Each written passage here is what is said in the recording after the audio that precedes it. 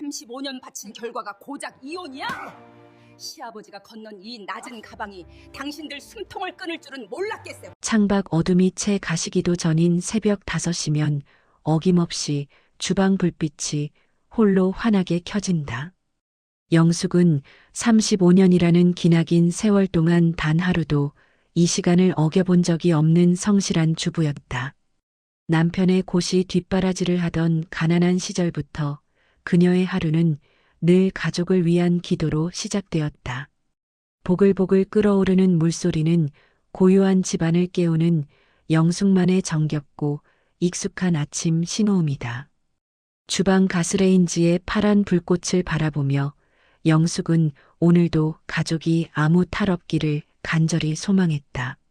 쌀을 씻고 밥을 안치는 그녀의 거친 손등에는 세월의 풍파를 견뎌온 흉터와 주름이 가득 배어 있다. 누군가에게는 당연한 일상이었겠지만 그녀에게 새벽 노동은 삶을 지탱하는 가장 숭고한 의식이었다. 주방 조리대 위에 놓인 낡은 냄비들은 그녀 손길을 거쳐 언제나 번쩍번쩍 빛나는 광채가 흘렀다. 밖은 여전히 차가운 공기가 감돌았으나 부지런한 움직임 덕분에 집안은 서서히 온기로 데워졌다. 거울 속 자신의 지친 모습을 마주할 때마다 영숙은 낯선 여자를 보듯 깊은 한숨을 내쉬었다. 62이라는 나이가 믿기지 않을 정도로 깊게 패인 미간 주름은 그간의 고단함을 보여주는 증거다. 젊은 시절에 고왔던 피부는 흔적도 없이 사라지고 거칠어진 살결만이 치열한 인생의 흔적을 말한다. 남들은 우아하게 여가를 즐길 나이라지만 영숙에게는 해외여행 한번 가보는 것이 평생의 소원이었다. 가족들 입에 들어가는 맛있는 반찬을 보느라 정작 자신은 늘 식은 밥 한 덩이로 끼니를 때웠다. 허리가 끊어질 듯한 극심한 통증이 밀려와도 파스 한 장에 의지한 채 무거운 몸을 억지로 일으켰다. 집안 구석구석 그녀의 손길이 닿지 않은 곳이 없었으나 노고를 진심으로 알아주는 이는 아무도 없었다. 화려한 보석보다 깨끗하게 닦인 거실 바닥을 보며 안도하는 삶이 그녀에게는 너무나 익숙한 운명이었다. 오늘도 변함없이 찾아온 아침이었지만 왠지 모를 서늘한 불안감이 그녀의 가슴을 무겁게 짓눌렀다. 안방 옆 작은 건방에는 치매 증세로 거동이 불편해진 시아버지 한 영감이 여태 깊은 잠에 빠져 있다. 10년이 넘는 기나긴 세월 동안 시아버지의 기저귀를 가는 일은 오롯이 며느리인 영숙의 몫이었다. 무서운 병만은 정정했던 한 영감을 어린아이처럼 만들었고 그녀는 자식보다 더한 정성으로 모셨다. 가끔 정신이 돌아온 듯한 맑은 눈빛을 보일 때면 영숙은 시아버지의 마른 손을 잡고 조용히 속삭였다. 아버님 좋아하시는 단호박죽을 쑤었으니 조금만 기다리시라는 그녀의 말에는 애정이 듬뿍 담겨 있다. 주변에서는 요양원에 보내라고 손가락질도 했지만 영숙은 사람의 도리를 다해야 한다는 고집을 지켰다. 냄새나고 힘든 간병 수발을 마다하지 않은 헌신 덕분에 한 영감의 방은 늘 햇살처럼 뽀송뽀송했다. 시아버지는 말을 못하는 대신 가끔 영숙의 옷자락을 붙잡으며 무언가 간곡히 전하려는 듯 보였다. 영숙은 그저 몸이 답답해서 그러시는 줄로만 생각하며 정성껏 시아버지의 등줄기를 부드럽게 쓸어들였다. 오늘은 영숙의 62번째 생일이었기에 그녀는 평소보다 더 이른 새벽에 시장에 나가 장을 봐왔다. 남편과 아들이 좋아하는 갈비를 재우고 나물을 무치는 그녀의 얼굴에는 소녀 같은 설렘이 피어났다. 남편 철수가 평소 무뚝뚝하고 차가워도 오늘만큼은 따뜻한 말 한마디를 건네주리라 굳게 믿고 싶었다. 정갈하게 차려진 생일상 위에는 모락모락 뜨거운 김이 피어오르는 미역국이 커다란 사발에 놓였다. 영숙은 예쁜 사기 그릇에 음식을 정갈하게 담으며 가족이 한자리에 모여 웃음꽃 피울 순간을 기다렸다. 초침 소리만 들리는 고요한 집안에서 남편이 어서 대문을 열고 들어오기만을 가슴 졸이며 고대했다. 35년을 가족의 그림자로 살았으니 오늘 하루만큼은 주인공으로 마음껏 축하를 받고 싶었다. 창밖은 어느새 어스름한 저녁으로 바뀌었는데 남편과 아들의 연락은 여전히 감감무소식인 상태였다. 영숙은 식어가는 국그릇을 바라보며 가슴에 밀려오는 헛헛함을 애써 누르고 거실 벽면만 응시했다. 도어락 해제음이 요란하게 울리더니 드디어 남편 철수가 위풍당당하게 집 안으로 발을 들여놓았다. 영숙은 반가운 마음에 한달음에 달려나갔으나 그의 차가운 눈빛을 마주하는 순간 그대로 얼어붙었다. 즐거운 생일 잔치상을 기대했던 희망은 철수의 서늘한 분위기에 그만 맥없이 꺾여버리고 말았다. 그는 생일상은 안중에도 없다는 듯 소파에 앉아 넥타이를 거칠게 풀어 헤쳐 바닥으로 던져버렸다. 영숙이 조심스럽게 오늘이 무슨 날인지 아느냐고 묻자 철수는 대답 대신 싸늘한 비웃음만을 날렸다. 로펌 대표로서 성공 가도를 달리며 남부러울 것 없는 철수에게 아내 영숙은 이제 성가신 존재였다. 그는 주머니에서 구겨진 종이를 꺼내 식탁에 던지더니 이제 그만 도장을 찍으라고 명령하듯 말했다. 종이 위에는 이혼이라는 글자가 선명하게 박혀 있었고 영숙의 심장은 낭떠러지 아래로 추락했다. 평생 뒷바라지한 대가가 차가운 이별 통보라는 사실이 도무지 믿기지 않아 그녀는 숨이 막혀왔다. 철수의 뒤를 이어 현관으로 들어온 사람은 영숙보다 한참이나 나이가 어린 젊고 화려한 여자 제시카다. 제시카는 사치스러운 명품으로 온몸을 치장한 채 생일상을 훑어보며 천박하게 코웃음을 쳤다. 남편은 뻔뻔하게도 여자의 어깨를 감싸 안으며 영숙에게 이제 볼 일이 끝났으니 당장 나가라고 했다. 촌스러운 아내가 자신의 품격과 로펌의 이미지를 망칠 수 없다는 남편의 말은 가슴에 대못을 박았다. 제시카는 식탁 위에 소갈비를 가리키며 이런 구식 음식을 먹고 어찌 살았느냐며 낄낄대고 비웃었다. 영숙은 눈앞에 벌어지는 이 믿기 힘든 광경이 혹시 악몽은 아닐까 싶어 자신의 허벅지를 꼬집었다. 하지만 살갗을 파고드는 예리한 통증은 지금 이 상황이 도저히 부정할 수 없는 현실임을 알려주었다. 철수는 이제 집안의 모든 권리가 자신에게 있으니 다퉈봤자 영숙이 얻을 것은 없다고 단언했다. 남편의 곁에서 당당하게 안방 주인 행세를 하려는 제시카의 오만한 태도는 영숙의 영혼을 찢어놓았다.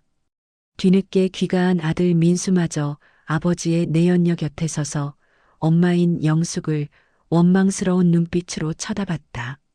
아들은 아빠의 사업이 커지려면 저쪽 집안의 도움이 필요하다는 말도 안 되는 궤변을 늘어놓았다. 35년을 목숨보다 귀하게 키운 자식의 입에서 나온 말은 남편의 배신보다 더 깊은 상처였다. 민수는 엄마가 시골에 가면 생활비는 조금 챙겨줄 테니 더 이상 소란 피우지 말라며 차갑게 굴었다. 영숙은 자식을 위해 포기했던 자신의 수많은 꿈과 청춘이 물거품처럼 사라지는 허무함을 느꼈다. 철수는 영숙의 낡은 가방을 거실 바닥으로 내동댕이 치며 이 밤이 가기 전에 당장 떠나라고 소리쳤다. 제시카는 벌써 인테리어 구상을 하며 영숙이 아끼던 가구들을 쓰레기 보듯 함부로 발로 툭툭 찼다. 남편과 자식 그리고 불청객인 내연녀까지 합세하여 영숙을 한 인간으로서 말살하려는 잔인한 형국이다. 그녀는 아무리 소리를 지르려 해도 목소리가 나오지 않는 공포 속에서 하염없이 눈물만 뚝뚝 흘렸다. 짐을 싸서 집을 나서는 영숙의 앞을 치매인 줄 알았던 시아버지가 휠체어를 타고 갑자기 나타났다. 시아버지는 무언가 결심한 듯 엄숙하고 비장한 표정으로 배신을 택한 가족들을 하나하나 노려보았다. 그는 떨리는 손으로 먼지가 수북하게 쌓여 있는 낡은 가죽 가방 하나를 영숙의 품에 밀어 넣어 주었다. 시아버지는 저 몹쓸 것들이 가로채기 전에 어서 들고 나가서 멀리 버리라며 가느다란 목소리로 소리쳤다. 남편과 아들은 노인이 망령이 났다며 혀를 차고는 영숙을 현관 밖으로 무자비하게 밀어내버렸다. 차가운 아스팔트 바닥에 주저앉은 영숙은 시아버지의 낡은 가방을 붙잡고 목 놓아 서럽게 울기 시작했다. 쾅 하고 닫힌 철문 너머에서는 제시카의 날카로운 환호성과 남편의 웃음소리가 들려와 가슴을 찔렀다. 62번째 생일날 세상에서 가장 초라하게 버려진 그녀는 밤바람 속에서 가방끈을 꽉 쥐었다. 하지만 그녀는 아직 알지 못했으니 이 낡은 가방 속에 자신의 인생을 바꿀 거대한 기적이 숨어 있었다. 쫓겨난 영숙의 등 뒤로 무거운 철문이 닫히는 소리는 마치 그녀의 인생이 산산조각이 나는 비참한 파여름처럼 들렸다. 화려한 네온사인으로 가득한 강남의 밤거리는 오갈 곳 없는 여인이 감당하기에는 너무나도 차갑고 냉혹한 기운을 사방으로 내뿜었다. 35년간 자신의 뼈를 깎아 일구었던 보금자리를 한순간에 내어준 채 길바닥에 서 있는 영숙의 모습은 한없이 작고 초라했다. 뺨을 타고 흐르는 뜨거운 눈물은 차가운 겨울바람에 금세 식어버렸고 가슴 속에는 시커먼 숫덩이 같은 한숨만이 켜켜이 쌓여갔다. 남편 철수의 비릿한 웃음소리와 내연녀 제시카의 오만한 말투가 귓전을 맴돌며 그녀의 조각난 영혼을 사정없이 다시 난도질했다. 손에 든 낡은 가죽 가방의 무게가 어찌나 무거운지 어깨가 휘어지는 고통이 느껴졌으나 그것보다 더 아픈 것은 배신당한 심장이었다. 세상은 여전히 바쁘게 돌아가고 사람들은 행복한 표정으로 길을 지나갔지만 영숙에게는 이 모든 풍경이 아득히 먼 다른 세상의 일처럼 보였다. 발걸음은 갈 곳을 잃어 허공을 헤매었고 낡은 신발 아래로 느껴지는 차가운 보도블록의 촉감은 버림받은 그녀의 처지와 무척이나 닮았다. 어둠이 짙게 깔린 골목길 사이로 불어오는 매서운 바람은 영숙의 얇은 겉옷을 파고들며 외로운 여인의 전신을 사정없이 흔들어 놓았다. 얼마나 걸었는지 모를 정도로 정처 없이 헤매던 영숙은 마침내 한적한 공원 귀퉁이에 놓인 낡은 나무 벤치를 발견하고 힘없이 주저앉았다. 아들 민수의 차가운 외면이 떠오를 때마다 가슴 한구석이 칼로 베이는 듯한 예리한 통증이 밀려와 숨을 쉬는 것조차 힘들게 만들었다. 자식의 성공을 위해 평생을 바쳤건만 돌아온 것이 아비의 내연녀를 편드는 비정한 배신이라는 사실에 영숙은 넋을 잃고 하늘을 보았다. 허공을 응시하는 그녀의 눈동자에는 원망과 절망이 뒤섞인 채로 초점을 잃어버렸고 앙상하게 마른 어깨는 서러운 울음과 함께 가늘게 떨렸다. 밤 공기는 더욱 차갑게 식어가며 영숙의 체온을 뺏어갔으나 그녀는 자신의 몸이 얼어붙는 것조차 느끼지 못할 정도로 깊은 상심에 빠졌다. 주머니에 든 돈 한 푼 없이 길바닥으로 내몰린 처지에서 내일 당장 어디서 밤을 지새워야 할지 막막한 현실이 거대한 파도처럼 덮쳐왔다. 35년의 헌신이 이토록 허무하게 끝날 줄 알았다면 그토록 치열하게 살지 않았을 것이라는 뒤늦은 후회가 가슴을 후벼 파고 들어왔다. 공원의 가로등 불빛마저 그녀를 비웃듯 깜빡거렸고 영숙은 차라리 이대로 영원히 눈을 감아 모든 고통을 끝내고 싶다는 극단적인 생각까지 했다.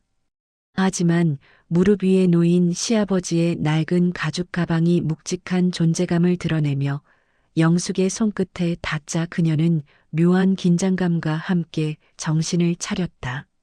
한 영감이 버리라고 주었던 낡은 가방은 세월의 때가 묻어 여기저기 헤어져 있었고 가죽 표면은 거친 인생을 대변하듯 메마른 결을 드러냈다.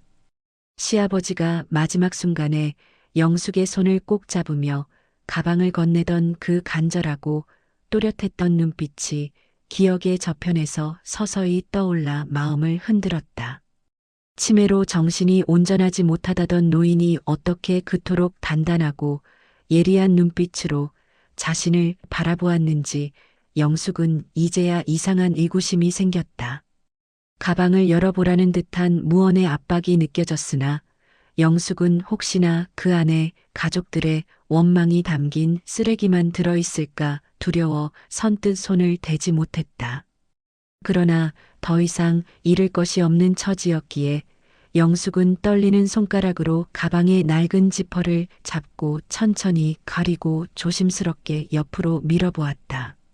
지퍼가 열리자마자 오래된 종이 냄새와 퀴퀴한 가죽향이 코끝을 찔렀고 그 안에는 노란 서류 봉투들이 가득 채워진 모습이 서서히 드러났다. 영숙은 침을 꿀꺽 삼키며 첫 번째 서류 봉투를 꺼내 들었고 가로등 불빛에 의지하여 봉투 안에 든 내용물을 조심스럽게 밖으로 꺼냈다.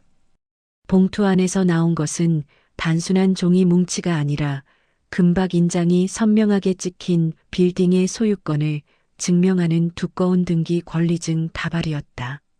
영숙의 눈이 휘둥그레지며 서류를 읽어내려가자 그곳에는 뜻밖에도 자신의 이름인 김영숙 석자가 소유주로 명확하고 선명하게 기재되어 있었다. 믿을 수 없는 광경에 영숙은 자신의 눈을 몇 번이나 비비며 서류에 적힌 주소지를 하나하나 확인하고 또 확인하는 절차를 반복하기 시작했다. 강남 한복판 요지에 자리 잡은 거대한 빌딩 5채의 주인이 자신이라는 사실은 도저히 꿈에서도 상상해 본 적 없는 비현실적인 일이었다. 다음 봉투를 열자 그 안에는 남편 철수가 그토록 목숨처럼 아끼며 경영권을 지키려 했던 로펌의 지분 52%를 양도한다는 서류가 보였다. 모든 양도 서류에는 5년 전의 날짜와 함께 시아버지한 영감의 인감도장이 아주 선명하게 찍혀 있었고 법적인 공증 절차까지 완벽하게 끝났다. 지분 양도 서류 아래에는 거액의 잔액이 찍힌 예금 통장 여러 권이 가지런히 놓여 있었는데 그 금액의 총합은 평범한 사람은 평생 만져보지 못할 거액이었다. 영숙은 손이 심하게 떨려 서류를 떨어뜨릴 뻔했으나 이것이 환각이 아님을 확인하기 위해 자신의 팔뚝을 아주 세게 꼬집으며 현실임을 자각했다. 30여 년간 하녀처럼 부려먹히며 무시당하던 주부가 하루아침에 강남의 건물주이자 거대 로펌의 실질적인 주인으로 등극하는 순간이 다가왔다. 시아버지가 왜 그토록 이 가방을 소중히 지키라고 했는지 그리고 왜 가족들 몰래 영숙에게만 건넸는지 그 이유가 머릿속에서 어렴풋이 그려졌다. 그러나 영숙은 이 막대한 재산을 자신이 감당할 수 있을지 의문이 들었고 한편으로는 남편의 보복이 두려워 재산을 포기하고 도망치고 싶은 충동에 휩싸였다. 가방 가장 깊숙한 곳을 뒤적이던 영숙의 손가락에 딱딱하고 작은 금속의 질감이 느껴졌고 그것은 다름 아닌 빨간 스티커가 붙은 소형 녹음기였다. 녹음기 위에는 영수가 꼭 들어봐야 한다는 시아버지의 비장한 친필 메모가 붙어 있었고 그것은 그녀에게 마지막 남은 용기를 쥐어짜 내라는 신호였다. 영숙은 잠시 망설이다가 떨리는 손가락으로 녹음기의 재생 버튼을 눌렀고 잠시 기계적인 소음이 흐른 뒤 시아버지의 목소리가 흘러나오기 시작했다. 들려오는 목소리는 치매 노인의 것이라고는 믿기지 않을 정도로 힘차고 또렷했으며 그 안에는 깊은 분노와 함께 며느리를 향한 애틋한 진심이 담겼다. 한 영감은 자신이 5년 전 건강검진에서 완쾌 판정을 받았으나 가족들의 본성을 확인하기 위해 일부러 치매 환자 연기를 해왔음을 충격적으로 고백했다.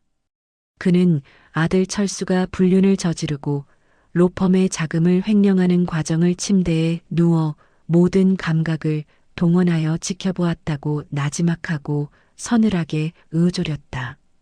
또한 며느리가 잠든 사이 시어머니와 아들이 영숙을 어떻게 내쫓을지 모의하는 추악한 대화들까지 모두 이 녹음기 안에 고스란히 담아두었다는 사실을 밝혔다. 영숙은 녹취 속에서 들려오는 가족들의 악마 같은 음성을 들으며 온몸에 소름이 돋았고 자신이 믿어온 가족이라는 울타리가 얼마나 썩어 있었는지 실감했다. 시아버지는 오직 영숙만이 자신을 진심으로 대접했기에 모든 재산을 증여했으니 절대 저들에게 한 푼도 뺏기지 말고 당당하게 맞서라고 강하게 유언했다. 시아버지는 녹음을 통해 영숙이 겪어온 고통의 시간을 모두 지켜보고 있었음을 고백하며 그녀가 흘린 눈물을 닦아주지 못한 미안함을 가득 담아 전해왔다. 그는 재산의 권리 이전은 법적으로 이미 3년 전에 완벽하게 끝났으며 철수가 가진 것은 껍데기뿐인 로펌의 직함에 불과하다는 사실을 다시 한번 강조했다.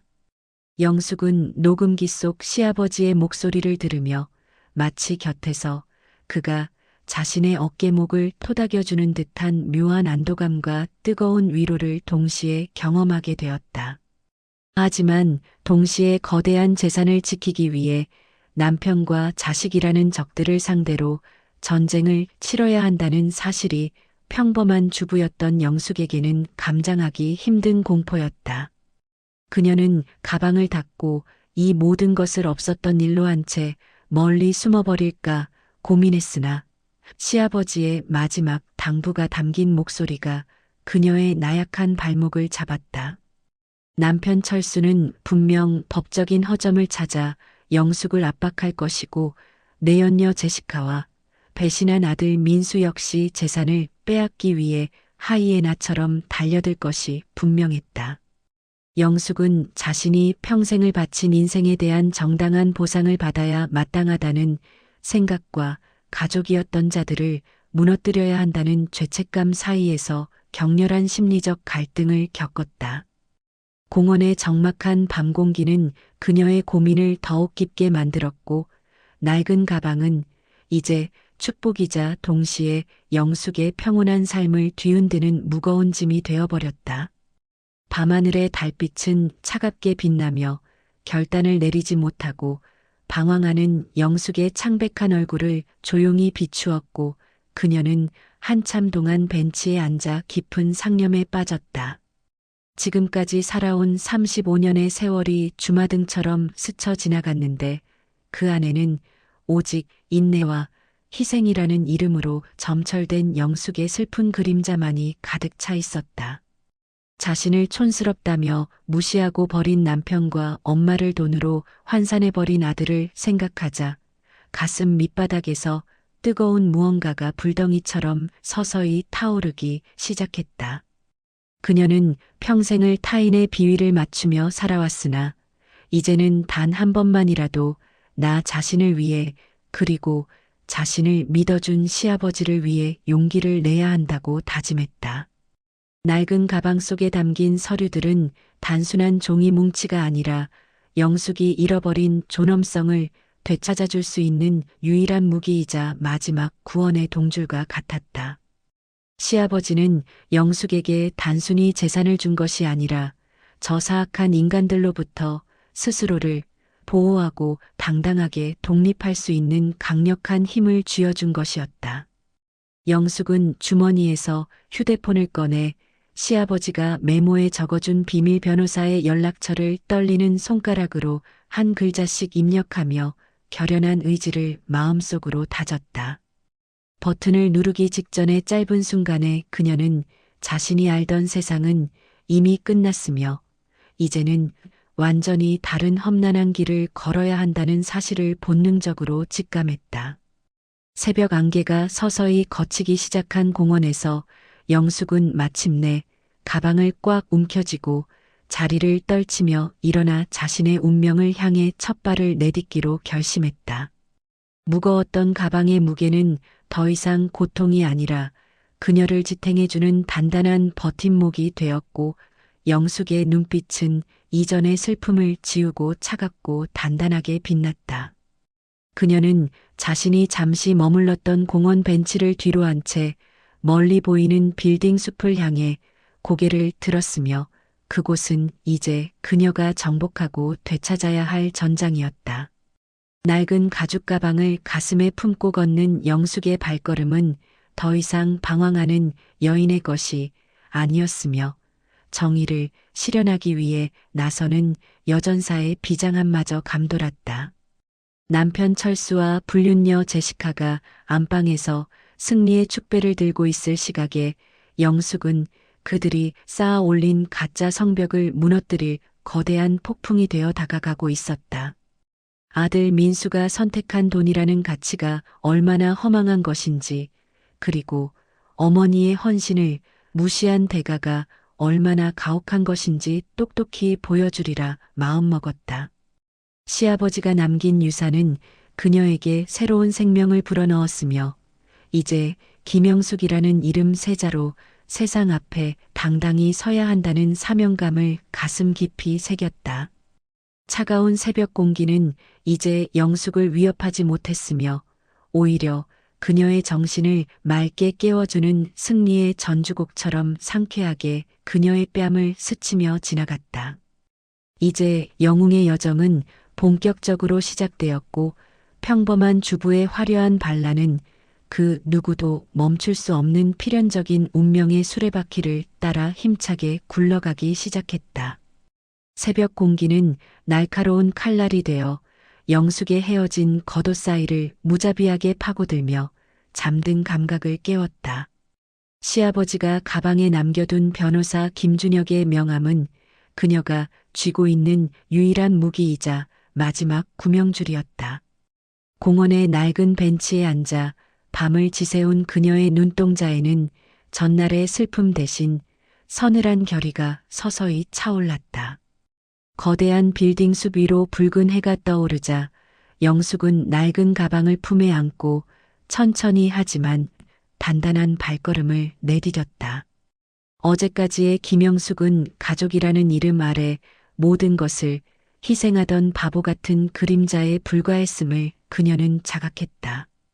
이제는 누구의 아내나 어머니가 아닌 오직 자신을 위해 싸워야 한다는 사명감이 뜨거운 불덩이처럼 가슴에 맺혔다.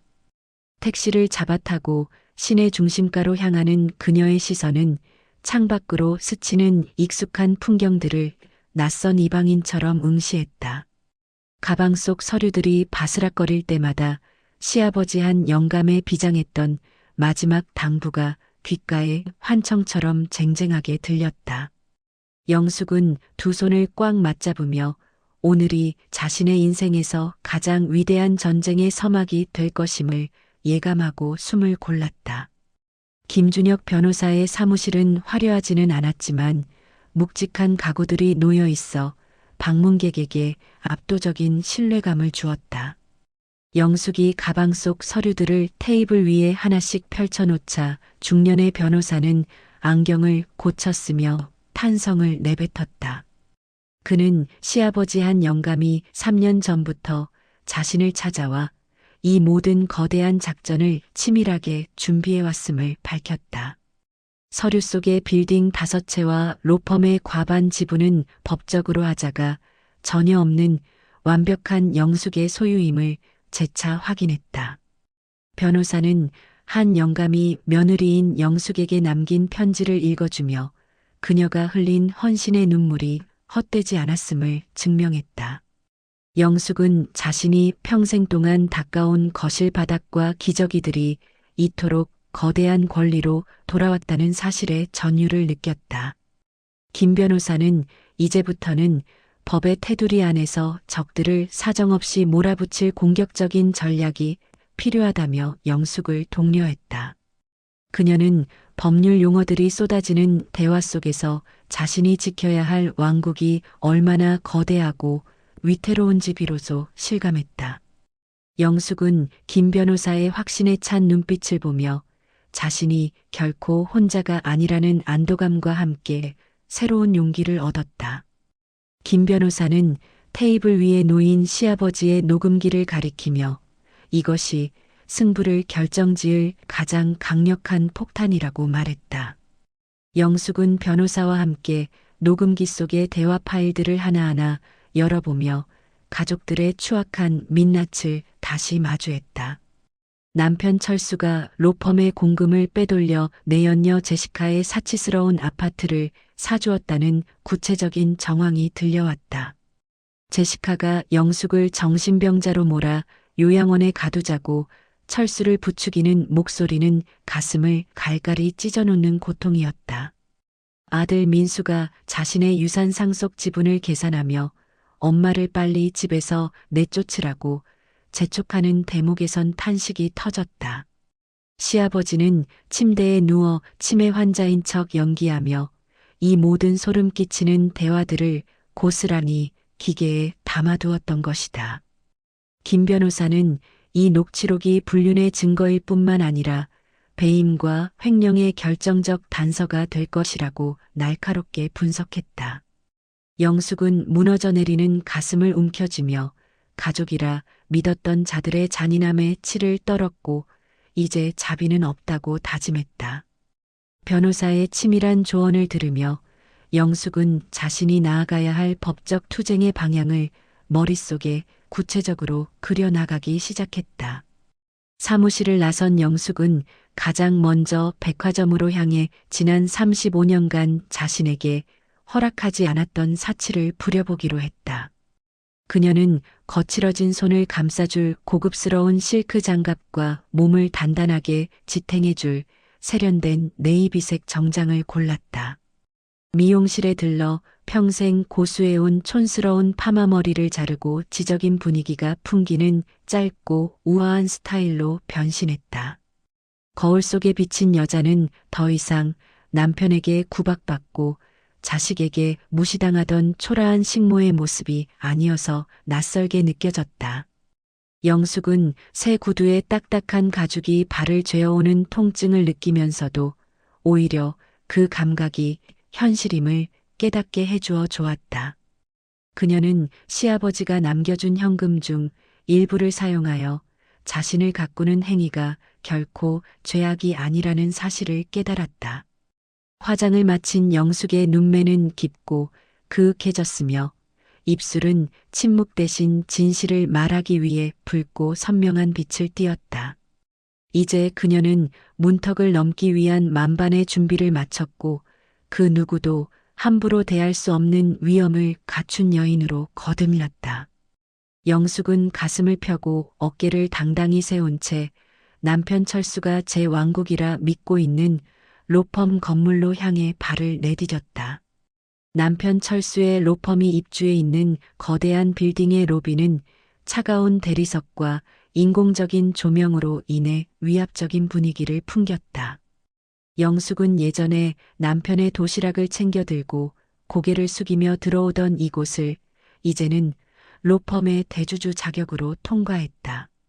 안내 데스크의 직원들은 화려하게 변신한 영숙을 알아보지 못한 채 정중한 태도로 방문 목적을 물어보며 고개를 숙였다. 영숙은 떨리는 가슴을 진정시키며 대표 변호사 박철수와의 면담을 당당하게 요구했고 직원들은 그녀의 기세에 압도당했다. 엘리베이터가 최고층을 향해 올라가는 동안 영숙은 거울 속에 비친 자신의 단호한 눈빛을 보며 마지막 두려움을 씻어냈다. 문이 열리고 로펌의 복도를 지날 때마다 마주치는 직원들의 무관심한 시선조차 영숙에게는 이제 아무런 장애가 되지 않았다. 박철수의 집무실 앞 유리문 너머로 내연녀 제시카와 다정하게 웃으며 대화를 나누는 남편의 뒷모습이 시야에 들어왔다. 영숙은 잠시 멈춰서서 시아버지가 주신 가방을 꽉 움켜쥐었고 그것은 그녀가 넘어야 할 첫 번째 거대한 문턱이었다. 그녀는 비서의 재질을 부드럽게 뿌리치고 집무실 문을 힘차게 열어젖히며 35년의 침묵을 깨는 첫마디를 준비했다. 집무실 안에 있던 철수와 제시카는 예고 없이 문을 열고 들어온 세련된 중년 여성이 영숙이라는 사실을 깨닫고 경악했다. 철수는 벌떡 일어나며 당장 여기서 나가지 못하느냐고 소리쳤지만 영숙은 눈 하나 깜짝하지 않고 소파에 깊숙이 앉았다. 제시카는 영숙의 변한 모습에 당황하면서도 곧 평소처럼 천박한 웃음을 흘리며 어디서 이런 비싼 옷을 훔쳐 입었냐고 조롱했다. 영숙은 제시카의 비아냥거림을 가볍게 무시한 채 가방에서 로펌 지분 증명서 사본을 꺼내 철수의 책상 위로 단호하게 던졌다. 철수는 코웃음을 치며 종이를 집어들었지만 그 안에 적힌 시아버지의 인감과 지분 52%라는 숫자를 확인하자 안색이 변했다. 영숙은 차가운 목소리로 이제 이 건물의 주인은 박철수가 아니라 김영숙임을 선포하며 남편의 오만한 콧대를 사정없이 꺾어버렸다. 제시카는 철수의 손에서 종이를 뺏어들고 읽어내려가더니 믿을 수 없다는 듯 비명을 지르며 종이를 갈갈이 찢어버리려 했다. 영숙은 이미 법적인 공증이 끝난 원본은 안전한 곳에 보관되어 있으니 헛된 수고는 그만두라고 차분하게 경고하며 미소 지었다. 철수는 사시나무 떨듯 손을 떨며 이것은 명백한 사기라고 외쳤지만 그의 눈에는 이미 감출 수 없는 거대한 공포가 서려 있었다. 영숙은 뒤이어 김준혁 변호사가 작성한 임시 주주총회 소집 통지서를 철수에게 건네며 대표 변호사 해임을 안건으로 상정했음을 알렸다. 자신이 일궈낸 왕국에서 한순간에 쫓겨날 위기에 처한 철수는 분노로 얼굴이 시뻘겋게 달아올라 영숙의 멱살을 잡으려 달려들었다. 하지만 영숙은 예전처럼 피하지 않고 남편의 눈을 똑바로 응시하며 더 이상 폭력과 폭언은 통하지 않는다는 사실을 몸소 보여주었다. 제시카는 철수를 붙잡으며 어떻게든 수를 써보라고 매달렸지만 철수의 머릿속은 이미 탈탈 털린 재산 생각에 하얗게 지워져 버렸다. 영숙은 남편과 내연녀가 겪는 그 혼란과 공포를 지켜보며 지난 세월 자신이 겪었던 수모가 조금씩 씻겨 내려가는 쾌감을 느꼈다. 그녀는 이제 법적인 절차에 따라 이 건물을 비워줘야 할 시기가 올 것이라며 철수에게 가장 가혹하고 확실한 경고를 날렸다. 집무실을 나오며 영숙은 자신을 배신한 아들 민수에게 전화를 걸어 내일 법률 대리인을 통해 만나게 될 것임을 짧게 통보했다. 수화기 너머로 들려오는 아들의 당황한 목소리를 뒤로한 채 영숙은 더 이상 흔들리지 않는 단단한 마음으로 복도를 걸어나갔다. 로펌 직원들은 지진이라도 일어난 듯 술렁거리기 시작했고 영숙은 그 혼돈의 중심을 가로질러 문턱을 넘어 새로운 세계로 진입했다. 로펌 건물을 빠져나온 영숙은 62의 나이에 처음으로 오직 자신만을 위해 예약한 고급 호텔방에 짐을 풀고 침대에 몸을 눕혔다. 지난 이틀간 벌어진 일들이 마치 수십 년의 세월처럼 길게 느껴졌고 그녀의 온몸은 극도의 긴장과 흥분으로 인해 나른해졌다.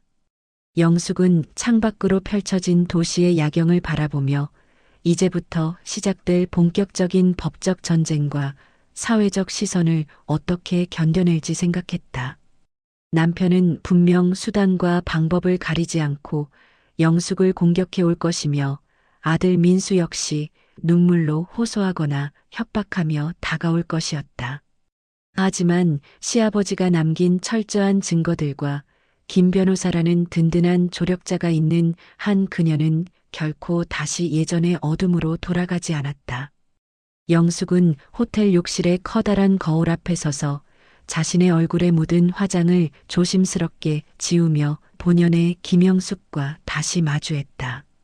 화려한 화장은 지워졌지만 그 아래에는 그 어떤 풍파에도 꺾이지 않을 강인한 의지의 불꽃이 여전히 영숙의 눈동자 속에서 일렁였다.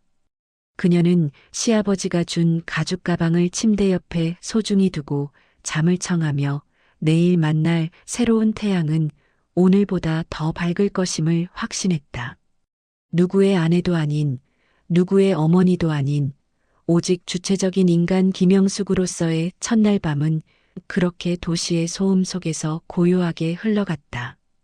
영숙은 이제 첫 번째 문턱을 넘었으며 앞으로 다가올 시련조차 자신의 성장을 위한 밑거름으로 삼겠다는 각오를 다지며 깊은 잠에 빠져들었다. 호텔방의 아침 햇살은 따스했으나 머리맡 진동 소리는 무척이나 날카로웠다. 어제 로펌을 발칵 뒤집은 여파인지 부재중 전화 목록에는 남편과 아들 이름이 가득했다. 영숙은 생수로 목을 축이며 이제 시작될 적의 역습을 차분하게 대비하기로 했다. 순종하던 아내가 칼자루를 휘두르기 시작하자 저들은 당황하여 독이 아주 바짝 올랐다. 도심의 소음은 영숙에게 이제 숨을 곳 없는 전쟁터로 나갈 시간임을 상기시켰다. 그녀는 거울 앞에서 옷매무새를 가다듬으며 어떠한 감정에도 흔들리지 않기로 했다. 비열한 남편과 배신한 자식이 휘두를 비수는 이미 예상했기에 영숙은 오히려 담담했다. 어제의 승리는 작은 시작일 뿐이며 앞으로 넘어야 할 고개가 많음을 그녀는 잘 알았다. 영숙은 시아버지가 남긴 가죽 가방을 챙겨 들고 호텔을 나서며 잃어버린 세월을 찾아갔다. 철수는 영숙의 계좌를 동결하려 백방으로 뛰며 그녀가 가진 권리증이 가짜라고 우겼다. 그는 인맥을 동원해 영숙을 사기꾼으로 몰려 했으나 완벽한 공증 서류 앞에 가로막혔다. 제시카는 영숙의 정신 상태를 문제 삼으며 그녀를 강제 입원시켜야 한다고 주장했다. 영숙은 변호사 사무실에서 남편의 내용 증명을 보며 저들의 비겁함을 확인하고 실소했다. 철수의 공격은 치졸했으나 영숙은 시아버지의 대비책 덕분에 법적으로 매우 견고했다. 김 변호사는 적들이 무리한 수를 던질 것이니 절대로 감정적 대응을 말라 당부했다. 영숙은 남편의 협박 문자를 하나하나 증거로 남기며 그가 스스로 무덤 파는 것을 봤다. 사랑이라 믿었던 남자가 괴물로 변하는 모습에 영숙은 결코 눈물을 흘리지 않았다. 적들의 역습은 오히려 영숙의 투지를 불태웠으며 그녀는 이제 힘을 휘두를 준비를 했다. 김 변호사는 철수가 지인들에게 영숙이 치매 노인을 조종했다는 소문을 낸다 전해왔다. 이런 여론전은 평판을 깎아 그녀가 경영권을 행사하지 못하게 하려 함이 분명했다. 영숙은 남편의 가증스러운 연기에 치가 떨렸으나 변호사는 이를 역전의 기회로 봤다. 저들은 영숙을 경제관념 없는 주부로 얕잡아 봤기에 그녀의 대응에 크게 당황했다. 김 변호사는 녹음 파일 중 철수의 횡령을 입증할 수 있는 핵심 부분을 꼼꼼히 검토했다. 영숙은 법률 용어가 쏟아지는 회의 속에서도 자신이 되찾을 권리의 무게를 실감했다. 적들은 영숙의 뒤를 쫓기 위해 심부름센터 직원까지 고용하여 그녀의 일상을 감시했다. 영숙은 자신을 뒤따르는 시선을 느꼈으나 당당하게 걸으며 숨지 않음을 행동으로 보였다. 그녀는 회의를 마치고 나오며 이제 수비가 아닌 강력한 공격으로 적을 타격하려 했다. 호텔 방으로 돌아온 영숙은 시아버지의 녹음기를 켜서 아직 듣지 못한 파일을 재생했다. 녹음기에서는 철수가 영숙을 요양원에 가둔 뒤 죽게 하자는 소름 끼치는 말이 들렸다. 그들은 영숙이 사라져야 유산을 차지한다며 인간으로서 참아 못할 모의를 했다. 영숙은 전신을 타고 흐르는 극심한 공포에 떨며 남편이 악마임을 다시 깨달았다. 제시카는 영숙의 목숨을 앗아갈 약물 이름까지 거론했고 남편은 그 끔찍한 범죄에 동조했다. 영숙은 이 녹음이야말로 저들을 영원히 격리할 가장 치명적 비수임을 직감하고 백업했다.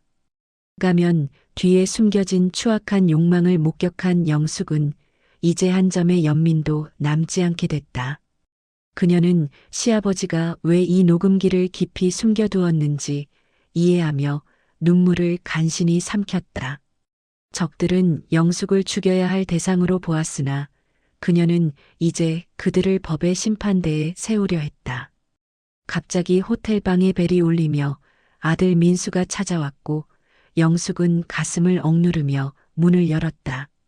민수는 평소와 달리 눈시울을 붉히며 사과했지만 그의 눈동자에는 탐욕이 가득했다. 그는 다시 집으로 돌아와 가방을 내어주면 모든 것이 평화로워질 것이라는 거짓을 말했다. 영숙은 자식의 가짜 눈물에 속았던 세월을 떠올리며 더는 속지 않기로 굳게 다짐했다. 민수는 엄마가 반응하지 않자 고집을 피우면 결국 불행해질 것이라며 거칠게 협박했다. 그는 엄마의 재산은 어차피 내 것이니 미리 넘기라며 부모를 오직 돈으로만 보았다. 영숙은 자식의 입에서 나오는 모진 말들을 들으며 이제 민수 역시 분명한 적임을 알았다.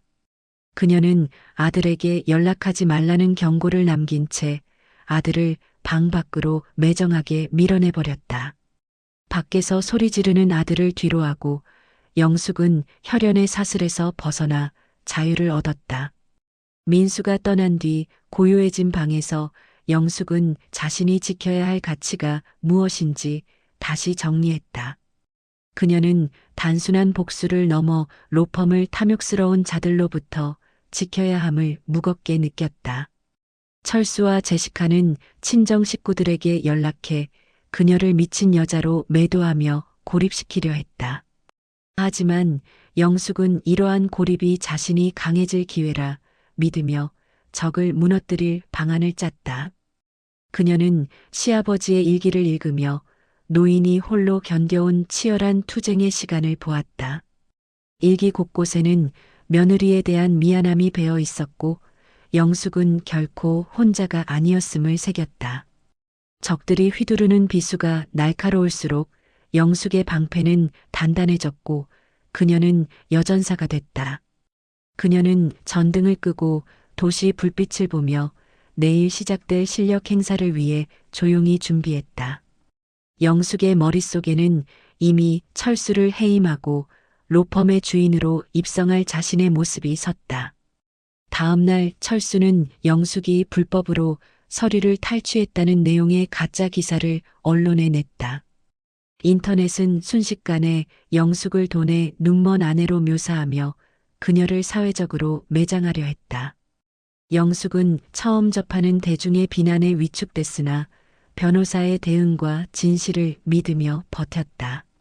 김 변호사는 철수의 불륜 영상과 의료 기록을 언론에 배포하며 즉각적인 반격에 나섰다. 여론은 순식간에 뒤집혀 철수와 제시카를 향한 비난으로 쏟아졌고 적들은 크게 당황했다. 영숙은 자신을 향한 자극적인 기사를 덤덤히 읽으며 진실이 드러날 때까지 참는 법을 배웠다. 제시카는 비난이 쏟아지자 철수에게 책임을 전가하며 해외로 도피하려다 결국 제지당했다. 철수는 이제 로펌 내부에서도 퇴진 압박을 받으며 위기에 몰렸고 영숙은 정의를 믿었다. 이 공방은 영숙에게 상처를 남겼지만 동시에 그녀가 당당한 존재임을 세상에 알렸다. 이제 영숙은 숨어서 싸울 이유가 없음을 깨닫고 시아버지가 물려준 본사 건물로 갔다. 그녀는 정장 차림에 가죽 가방을 소중히 쥐고 비웃던 자들의 심장부를 향해 발을 옮겼다. 건물 로비에 경비원이 제지하려 했으나 그녀는 법적 증명서를 제시하며 그들을 압도했다. 철수는 영숙이 집무실 층까지 올라왔다는 소식에 광분했지만 그녀의 위험에 기가 꺾였다. 영숙은 남편의 눈을 똑바로 보며 이 건물의 출입 통제권은 자신에게 있음을 다시 알렸다. 제시카는 집무실 구석에서 영숙을 저주했으나 영숙은 그녀를 철저히 무시하며 일했다. 적들의 역습은 참담한 패배로 끝났으며 영숙은 평생 닦은 거실보다 넓은 복도를 걸었다. 그녀는 가방을 테이블 중앙에 올려두고 이것이 헌신의 결실임을 선포하며 당당히 섰다. 영숙의 여정은 이제 가장 깊은 곳으로 향했고 그녀는 최종 대결을 앞두고 미소 지었다. 영숙은 남편의 집무실 한가운데 놓인 육중한 가죽 의자에 처음으로 깊숙이 몸을 묻고 앉았다. 창밖 강남의 번화한 거리는 여전히 분주했으나 이곳 집무실 내부에는 무거운 침묵만이 감돌았다. 남편 철수는 비서실 뒤편에서 누군가와 급하게 통화를 하며 연신 차가운 땀을 닦아내고 있었다. 제시카는 방 구석에 처박힌 채 도끼 어린 눈으로 영숙의 일거수일투족을 감시하며 숨을 내쉬었다. 영숙은 책상 위 명패를 물끄러미 바라보며 이제는 가짜 평화를 끝내야 할 시간임을 직감했다. 로펌 직원들은 투명 인간처럼 무시하던 안주인의 파격적 행보에 당황하여 업무를 보지 못했다. 그녀는 시아버지의 가방을 무릎 위에 올리고 차가운 대리석 책상의 질감을 손끝으로 조용히 느꼈다.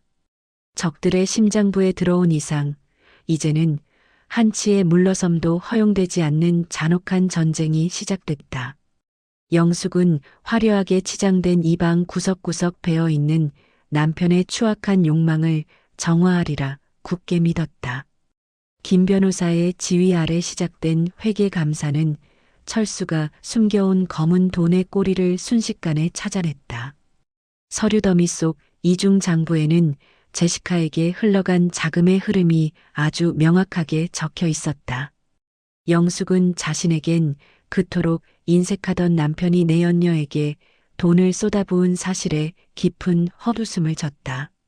장부를 넘기는 영숙의 손가락은 분노로 파르르 떨렸으나 그녀는 증거를 차분하게 하나씩 모았다. 철수는 감사팀의 진입을 막으려 소리쳤으나 영숙이 내민 대주주 권한 서류 앞에 완전히 무너졌다. 제시카 명의로 된 해외 유령 회사의 실체가 드러나자 집무실 안에는 찬물을 끼얹은 듯 냉기가 흘렀다.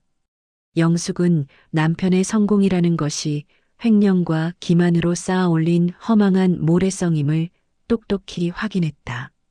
그녀는 시아버지가 왜 치매 연기를 하며 이토록 처절한 진실의 기록을 남겼는지 비로소 깨달았다. 감춰진 비수가 이제 영숙의 손에 쥐어졌으며 그녀는 이것을 언제든 휘두를 준비를 완벽히 마쳤다. 로펌의 젊은 직원들은 식모처럼 대하던 영숙의 위험 있는 모습에 깊은 경외심과 두려움을 느꼈다. 어떤 이들은 철수의 독단에 지쳐 영숙의 등장을 은근히 반기며 내부 정보를 그녀에게 건넸다. 영숙은 복도를 지나며 자신을 향해 고개를 숙이는 직원들의 낯선 예우에 강한 책임감을 느꼈다. 그림자로 살았던 그녀에게 타인의 존경 어린 시선은 마치 처음 입는 옷처럼 무척이나 어색했다. 그녀는 사무실 환경을 둘러보며 남편이 직원들을 얼마나 기계처럼 부려왔는지 그들의 안색으로 읽었다.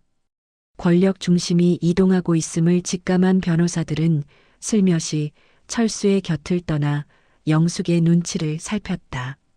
영숙은 인간의 간사한 본성을 목격하며 마음이 씁쓸했지만 이것 또한 경영할 현실임을 인정했다. 그녀는 단순히 돈을 찾는 것을 넘어 무너진 로펌의 질서를 바로잡아야 한다는 목표를 세웠다. 영숙의 존재는 로펌 내에서 거대한 태풍의 눈이 되었으며 누구도 그녀의 행보를 예측하지 못했다. 절박해진 제시카는 영숙이 자리를 비운 사이 가방을 훔치려다가 보안팀 직원들에게 잡히고 말았다. 그녀는 바닥에 주저앉아 영숙을 향해 입에 담지 못할 악담을 퍼부으며 미친 듯이 발악을 했다. 영숙은 소란을 피우는 제시카를 조용히 내려다보며 품격 없는 자의 최후가 어떠한지 지켜보았다.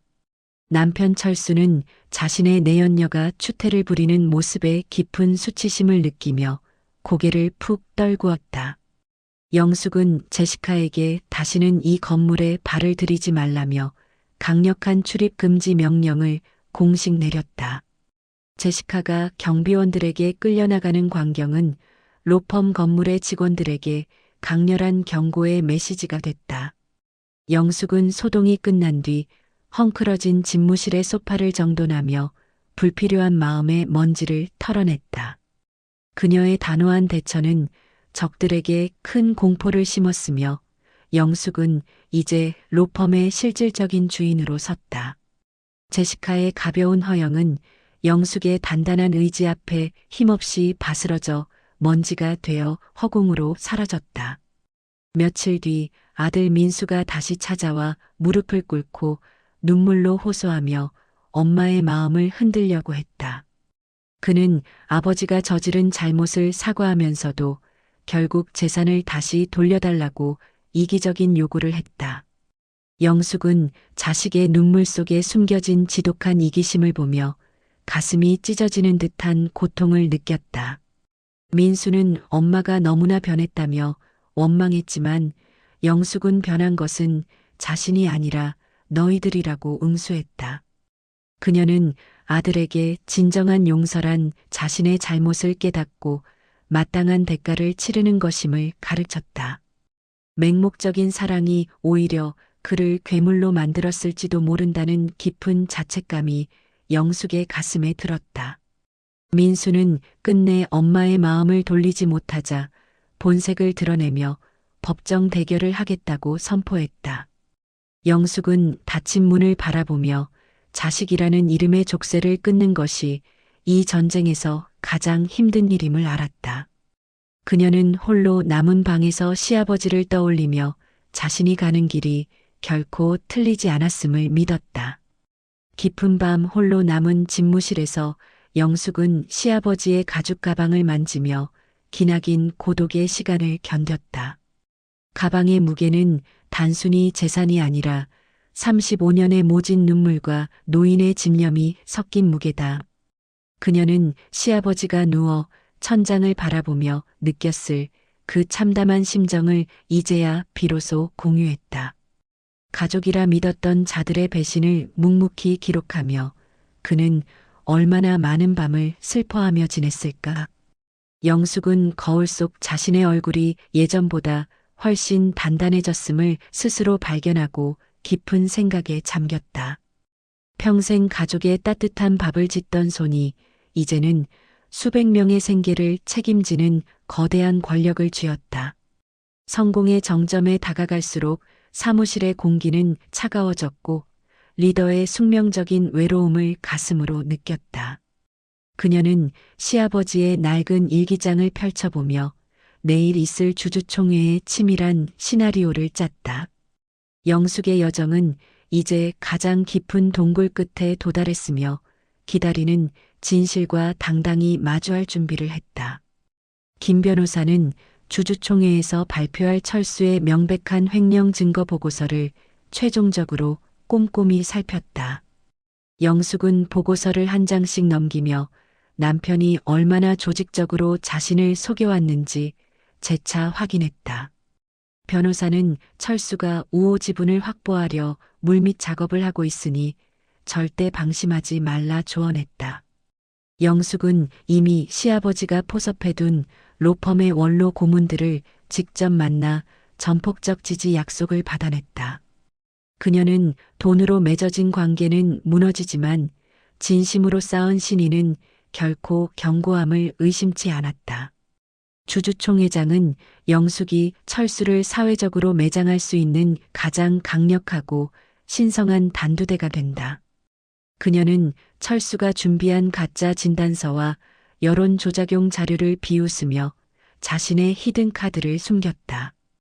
영숙은 김 변호사와 마지막 작전 회의를 마치며 내일이면 모든 어둠이 거칠 것임을 확신했다.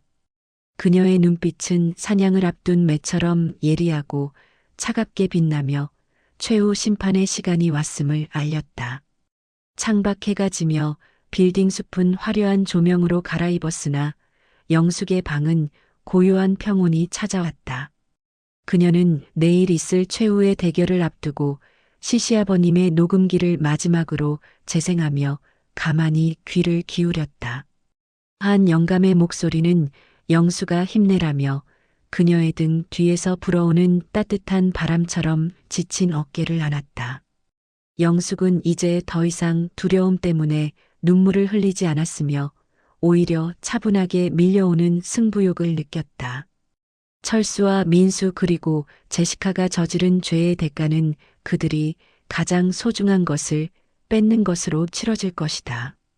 영숙은 가방을 소중히 챙겨 들고 집무실에 불을 끄며 빛나는 도심의 야경을 한참 동안 응시했다. 내일 이 시간이 되면 로펌의 주인은 물론 강남 일대의 지형도가 완전히 바뀔 것임을 예감했다. 35년을 그림자로 살았던 여인의 반격은 이제 누구도 막을 수 없는 거대한 흐름이 됐다. 그녀는 집무실을 나서며 경비원에게 가벼운 목례를 건넸고 뒷모습엔 진정한 영웅의 위엄이 섰다. 운명의 날이 밝았고 영숙은 전장으로 향하는 전사의 심정으로 감청색 정장을 갖춰 입었다. 로펌 대회의실 앞은 취재진과 주주들로 가득 차 숨막히는 긴장감이 팽팽히 감돌았다. 철수는 여전히 승리할 것이라 믿는 듯 거만한 표정으로 상석에 자리를 잡고 있었다. 영숙은 주위의 수군거림에도 아랑곳하지 않고 시아버지가 주신 가방을 가슴에 품었다. 회의실의 차가운 공기는 살얼음판 같았으나 그녀의 발걸음은 어느 때보다 묵직했다. 김 변호사가 곁을 지키며 서류를 점검하고 결연한 응원의 눈빛을 영숙에게 보냈다. 회의 시작을 알리는 의사봉 소리가 울리자 대회의실은 순식간에 차가운 정막에 쌓였다. 35년간 천대받던 여인이 로펌의 운명을 결정할 주인공으로 당당히 주주들 앞에 섰다.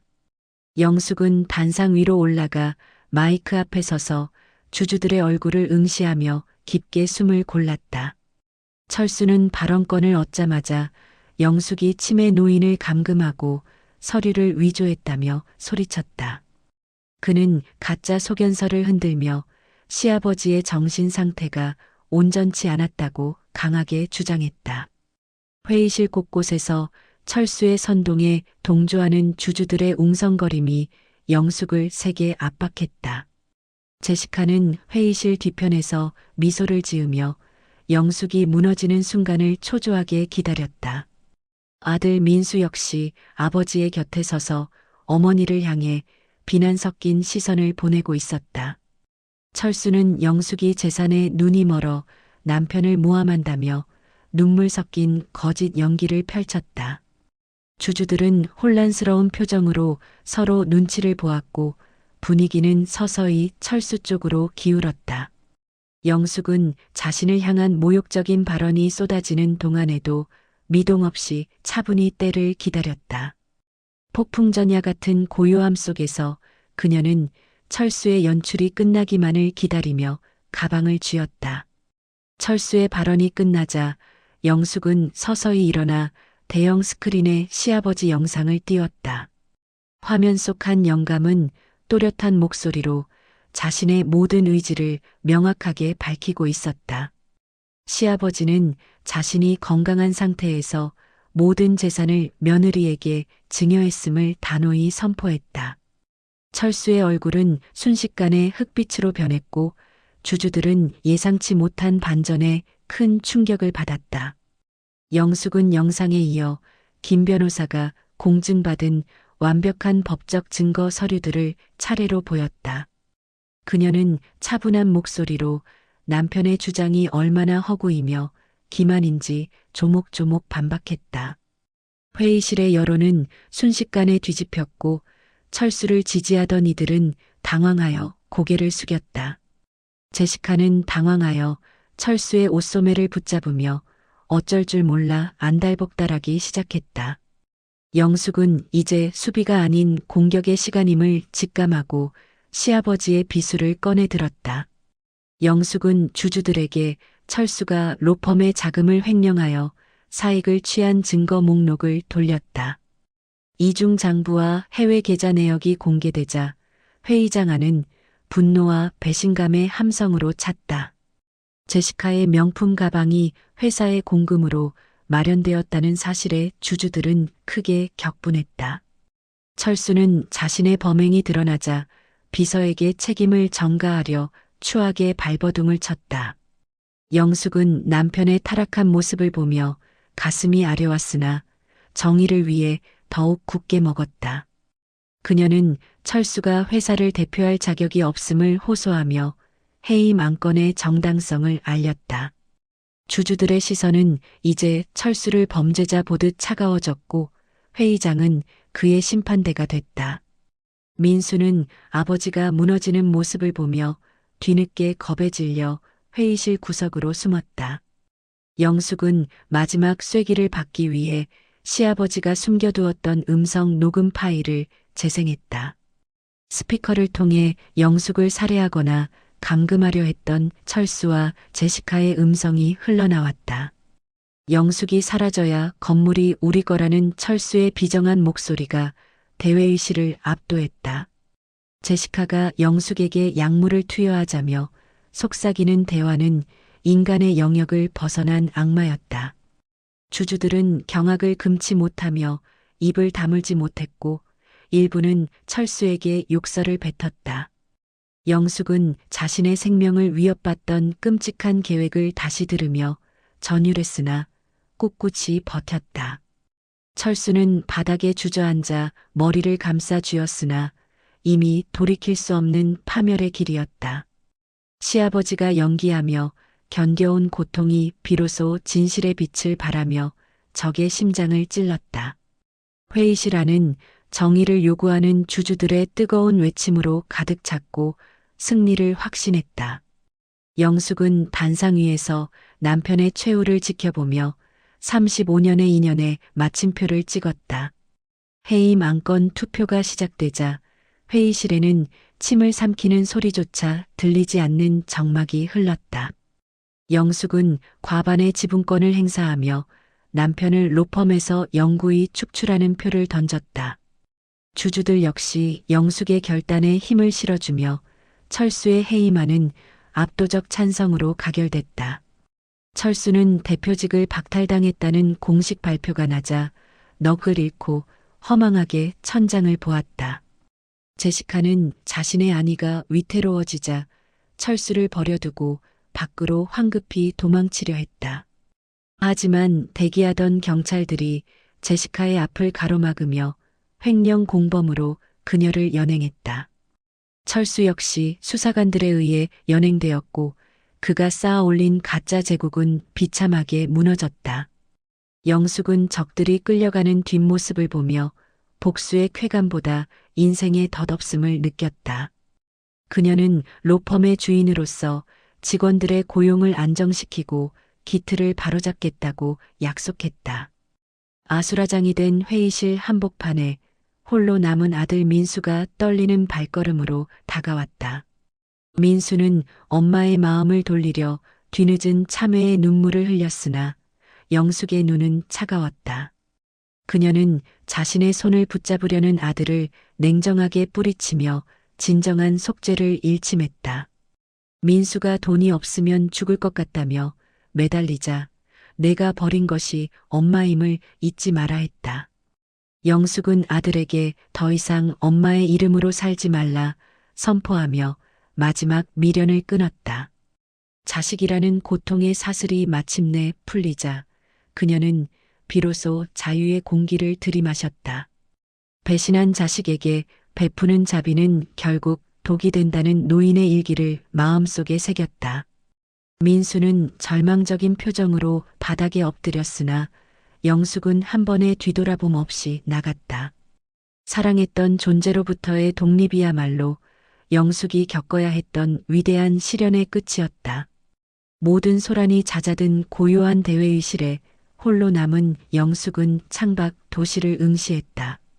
그녀의 곁에는 시아버지가 남긴 낡은 가죽 가방이 단단한 무게감으로 곁을 지켰다. 영숙은 유품을 어루만지며 마침내 약속을 지켰다는 무언의 인사를 허공에 건넸다.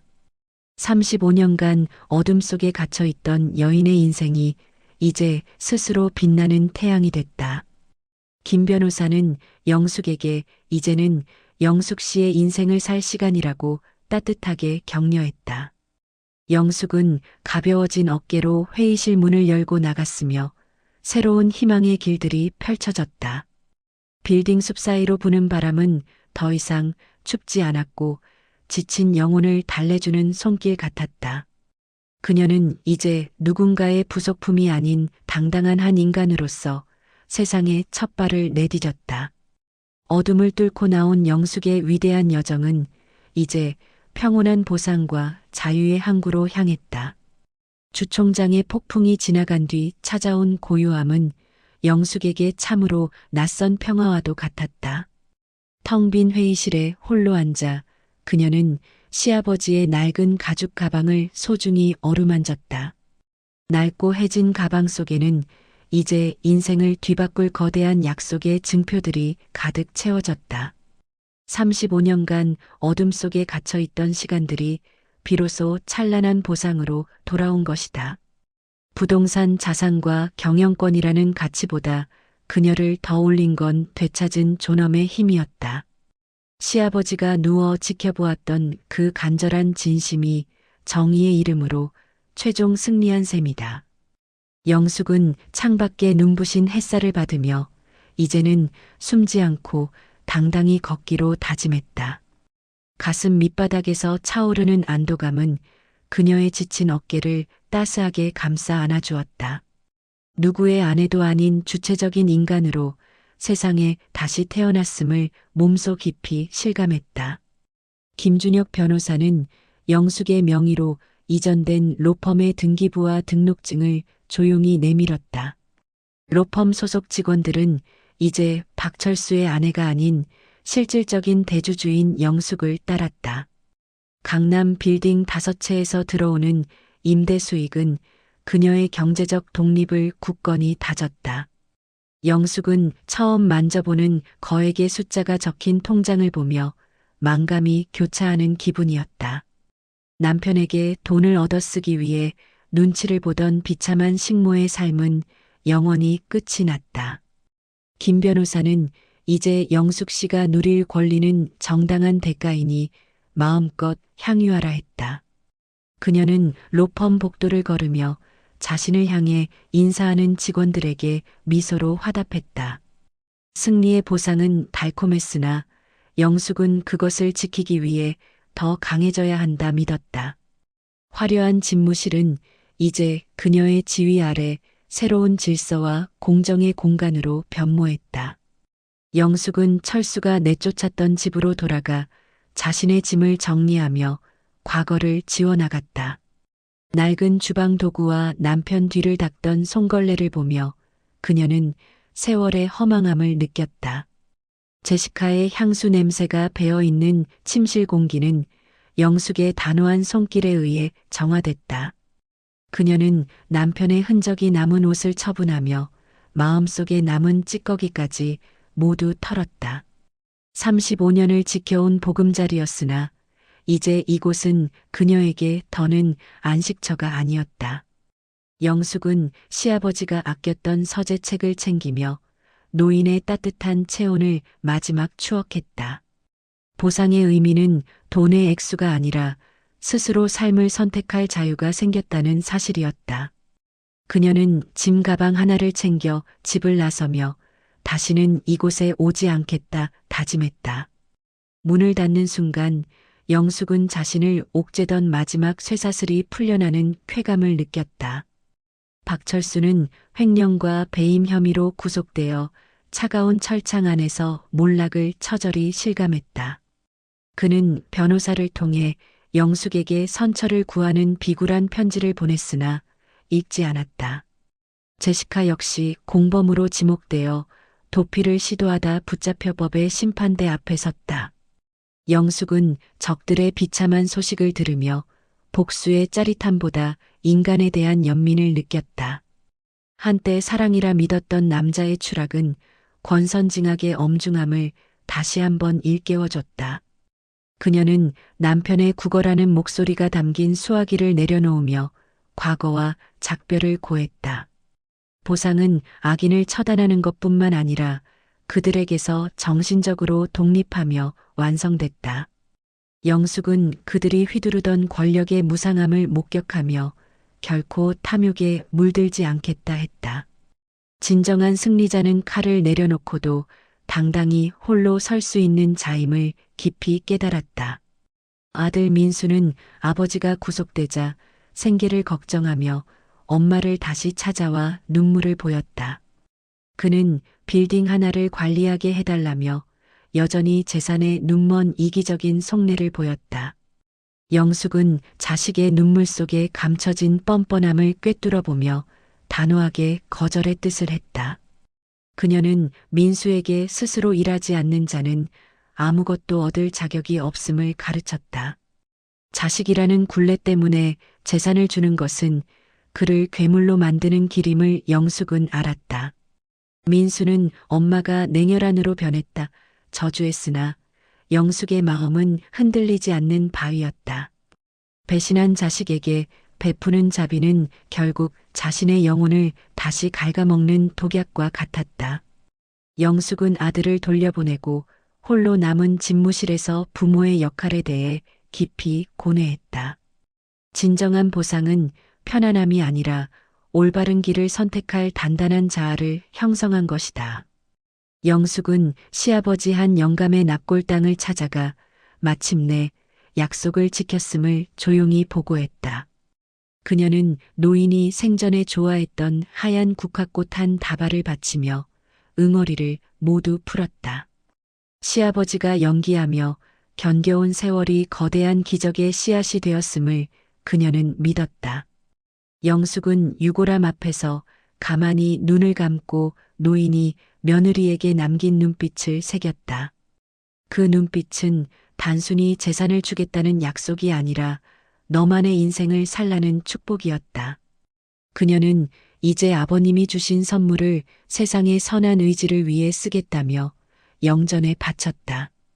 고요한 납골당의 공기는 영숙의 슬픔을 닦아주며 새로운 출발을 응원하는 듯했다.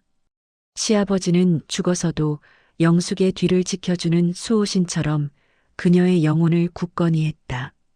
영숙은 납골당을 나오며 이제는 과거의 며느리가 아닌 독립적인 김영숙으로 살았다. 영숙은 62의 나이에 처음으로 오직 자신만을 위한 작은 사치를 부리며 즐거웠다.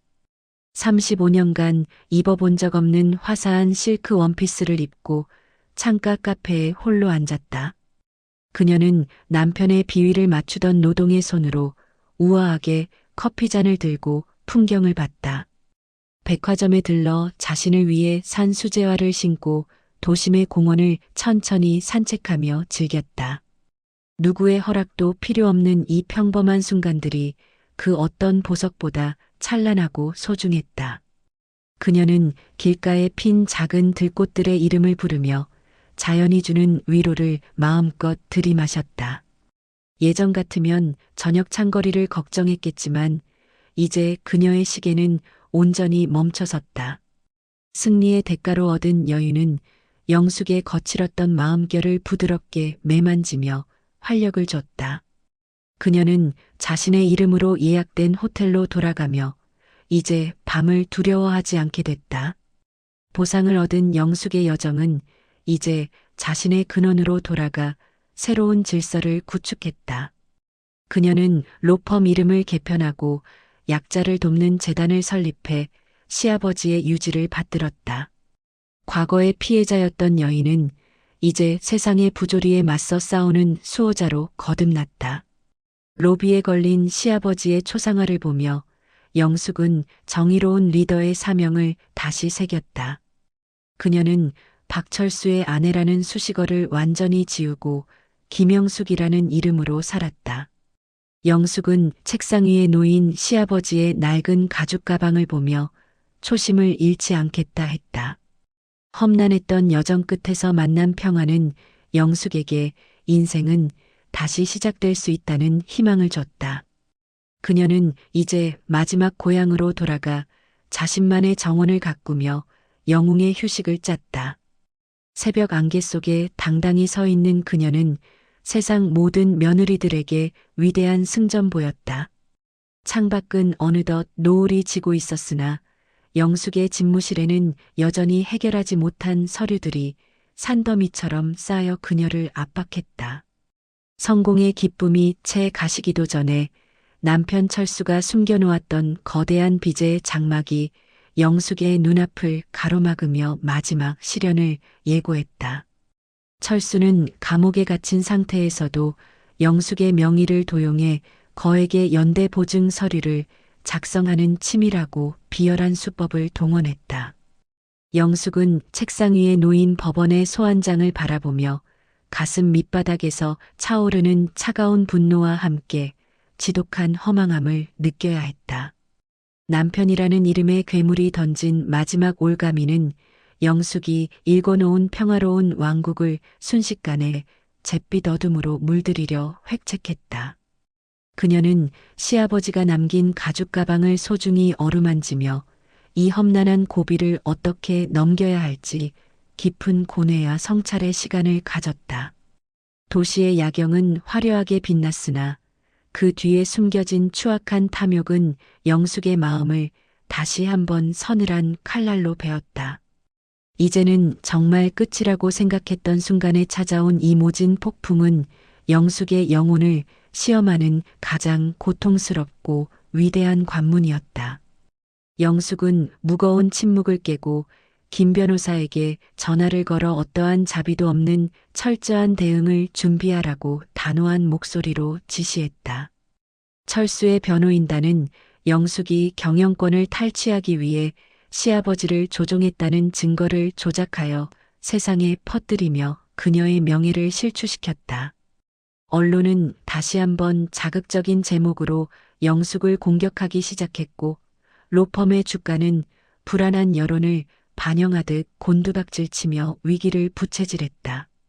영숙은 자신을 향해 쏟아지는 비난의 화살을 묵묵히 견디며 이것이 영혼의 부활을 위해 반드시 거쳐야 할 지옥의 불꽃임을 직감했다.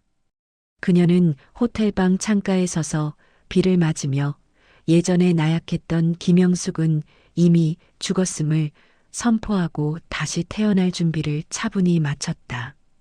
적들은 영숙의 가장 약한 고리인 모성애를 자극하기 위해 아들 민수를 앞세워 그녀의 집무실을 다시 한번 아수라장으로 만들려 했다. 철수는 옥중에서도 자신의 부하들을 동원해 영숙의 사생활을 캐내어 허위 사실을 유포하는 등 인간으로서 차마 못할 짓을 일삼았다.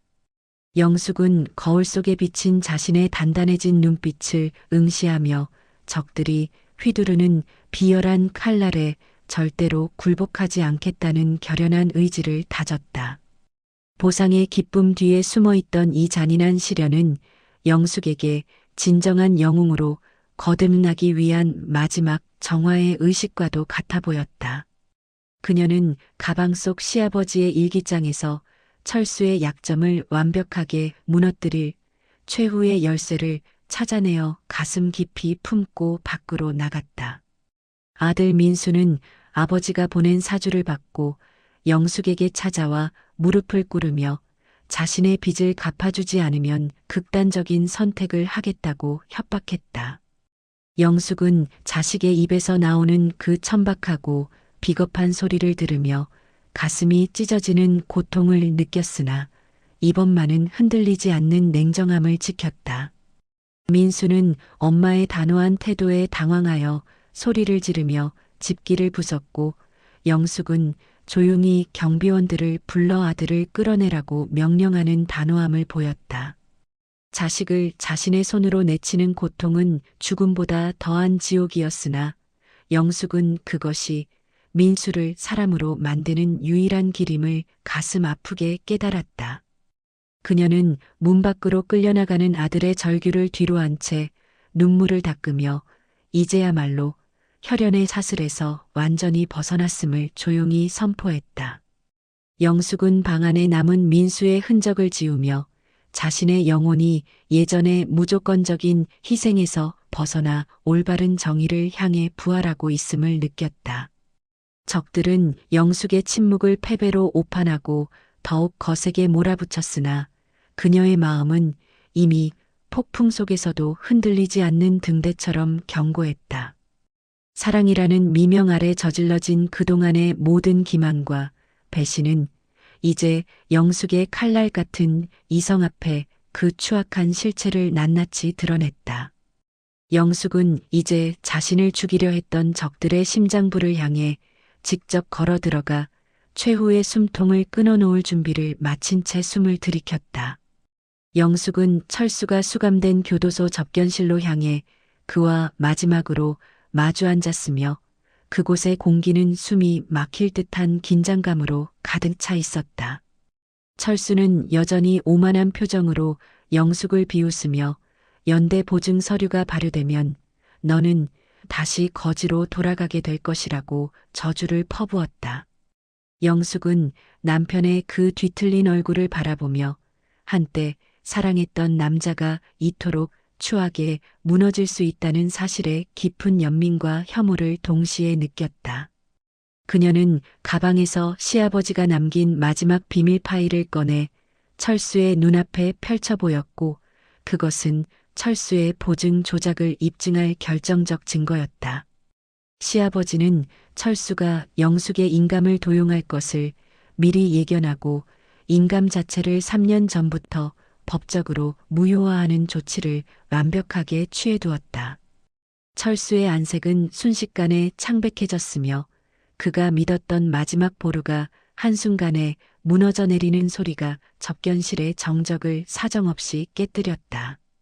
영숙은 떨리는 목소리로 이제 더 이상 박철수의 아내로 살지 않겠다고 선포하며 이혼 소송의 최종 승소 판결문을 그에게 차갑게 내밀었다.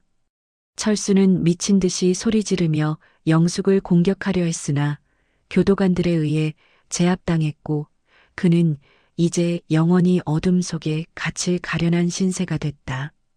영숙은 접견실을 나오며 자신을 억누르던 거대한 바위가 사라진 듯한 해방감을 느꼈고 그녀의 영혼은 마침내 부활의 날개를 활짝 폈다. 교도소를 나온 영숙 앞에 기다리고 있던 것은 제시카가 보낸 괴한들의 습격이었으나 그녀는 이미 예상했다는 듯 침착하게 경찰의 도움을 받았다. 제시카는 옥중에서도 복수를 꿈꾸며 영숙을 위협했으나 그녀의 모든 음모는 영숙이 미리 쳐놓은 법에 그물망에 걸려 다시 한번 참담하게 무너졌다. 영숙은 자신을 해치려 했던 자들의 최후를 보며 이제는 더 이상 두려움이 자신의 삶을 지배하게 두지 않겠다는 강력한 자기 최면을 걸었다. 그녀는 습격의 공포를 딛고 당당하게 일어서며 자신의 생명이 이제는 오직 자신만의 것임을 만천하에 공포하는 위대한 부활의 의식을 치렀다. 적들이 던진 죽음의 그림자는 영숙의 빛을 가리지 못했으며 오히려 그녀를 더욱 단단하고 견고한 다이아몬드처럼 빛나게 만드는 조력자가 됐다. 영숙은 병원에 들러 간단한 치료를 받은 뒤 곧바로 로펌의 긴급 이사회장으로 향해 자신의 건재함을 임직원들 앞에 확실하게 증명해 보였다. 그녀의 등장과 함께 로펌 내부의 불안은 눈 녹듯 사라졌으며 직원들은 영숙의 강인한 리더십 아래 다시 하나로 뭉치는 기적을 연출했다. 영숙은 이사회 상석에 앉아 이제는 로펌을 넘어 사회적 약자들을 위한 법률 지원 재단을 본격적으로 가동하겠다는 원대한 포부를 밝혔다. 죽음의 문턱에서 돌아온 여인의 목소리는 그 어느 때보다 깊은 울림을 주었으며 회의실은 그녀의 부활을 축하하는 박수 소리로 가득 찼다. 영숙은 시아버지가 남겨준 강남 건물의 옥상에 올라가 저물어가는 노을을 바라보며 자신의 인생에서 가장 힘들었던 지난 세월들을 조용히 회상했다. 35년간의 어둠은 이제 찬란한 빛으로 승화되었고 영숙은 비로소 자기 자신과 화해하며 진정한 내면의 평화를 얻게 되는 축복을 받았다. 그녀는 시아버지가 주신 가방 속의 서류들을 정리하며 이제는 재산의 주인이 아닌 나눔의 주체가 되겠다는 새로운 인생 철학을 확고히 정립했다. 영숙의 부활은 단순히 돈을 많이 가진 부자가 되는 것이 아니라 타인의 고통을 보듬을 수 있는 성숙한 인간으로 거듭이 나는 위대한 여정이었다. 그녀는 자신의 이름을 딴 김영숙 장학재단의 설립 인가증을 손에 쥐고 이제는 꿈을 잃은 청년들을 위해 자신의 여생을 바치기로 굳게 다짐했다. 옥상에서 바라본 도시는 여전히 분주했으나 영숙은 이제 그 도시의 소음조차 아름다운 음악처럼 들릴 정도로 마음의 여유와 안정을 찾았다. 그녀는 주머니에서 남편과의 마지막 인연이었던 낡은 결혼 반지를 꺼내 허공으로 힘껏 던졌으며 반지는 노을빛을 받으며 어둠 속으로 영원히 사라졌다. 영숙은 이제 누구의 소유물도 아닌 자유로운 영혼으로서 세상의 중심에 우뚝 섰으며 그녀의 눈앞에는 이제 끝없는 희망의 바다가 펼쳐졌다. 부활한 영숙의 가슴 속에는 이제 과거의 상처 대신 타인을 향한 무한한 자애와 선한 의지가 샘물처럼 솟아오르며 그녀를 더욱 아름답게 만들었다. 적들의 마지막 발악이 모두 잠잠해진 뒤 영숙은 아들 민수를 다시 불러 마지막 기회를 주었으나 그것은 돈이 아닌 자립을 위한 험난한 길이었다. 그녀는 아들에게 자신의 재산을 한 푼도 물려주지 않겠음을 명확히 하고 스스로 밑바닥부터 다시 시작하라는 가장 가혹하고도 따뜻한 명령을 내렸다. 민수는 처음에는 반항하며 엄포를 놓았으나 엄마의 변함없는 단호함 앞에 결국 고개를 떨구고 자신의 잘못을 처절하게 뉘우치는 눈물을 흘렸다. 영숙은 자식을 사지로 내모는 어미의 심정이 얼마나 찢어지는지 알면서도 민수가 진정한 남자로 거듭이 나기를 바라는 마음으로 그를 거칠게 밀어냈다.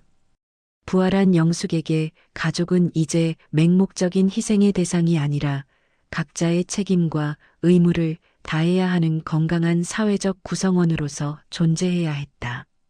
그녀는 민수가 떠난 빈자리를 바라보며 비로소 부모로서의 마지막 의무를 다했다는 안도감과 함께 혈연이라는 거대한 산을 넘은 성취감을 느꼈다. 이제 로펌과 재단은 영숙의 손길 아래 투명하고 공정하게 운영되기 시작했고 그녀의 명예는 이전보다 더욱 높고 찬란하게 복원되는 기쁨을 누렸다. 영숙은 자신을 괴롭히던 악몽에서 완전히 벗어나 매일 아침을 새로운 희망과 설렘으로 맞이할 수 있는 영혼의 자유를 비로소 얻게 되었다.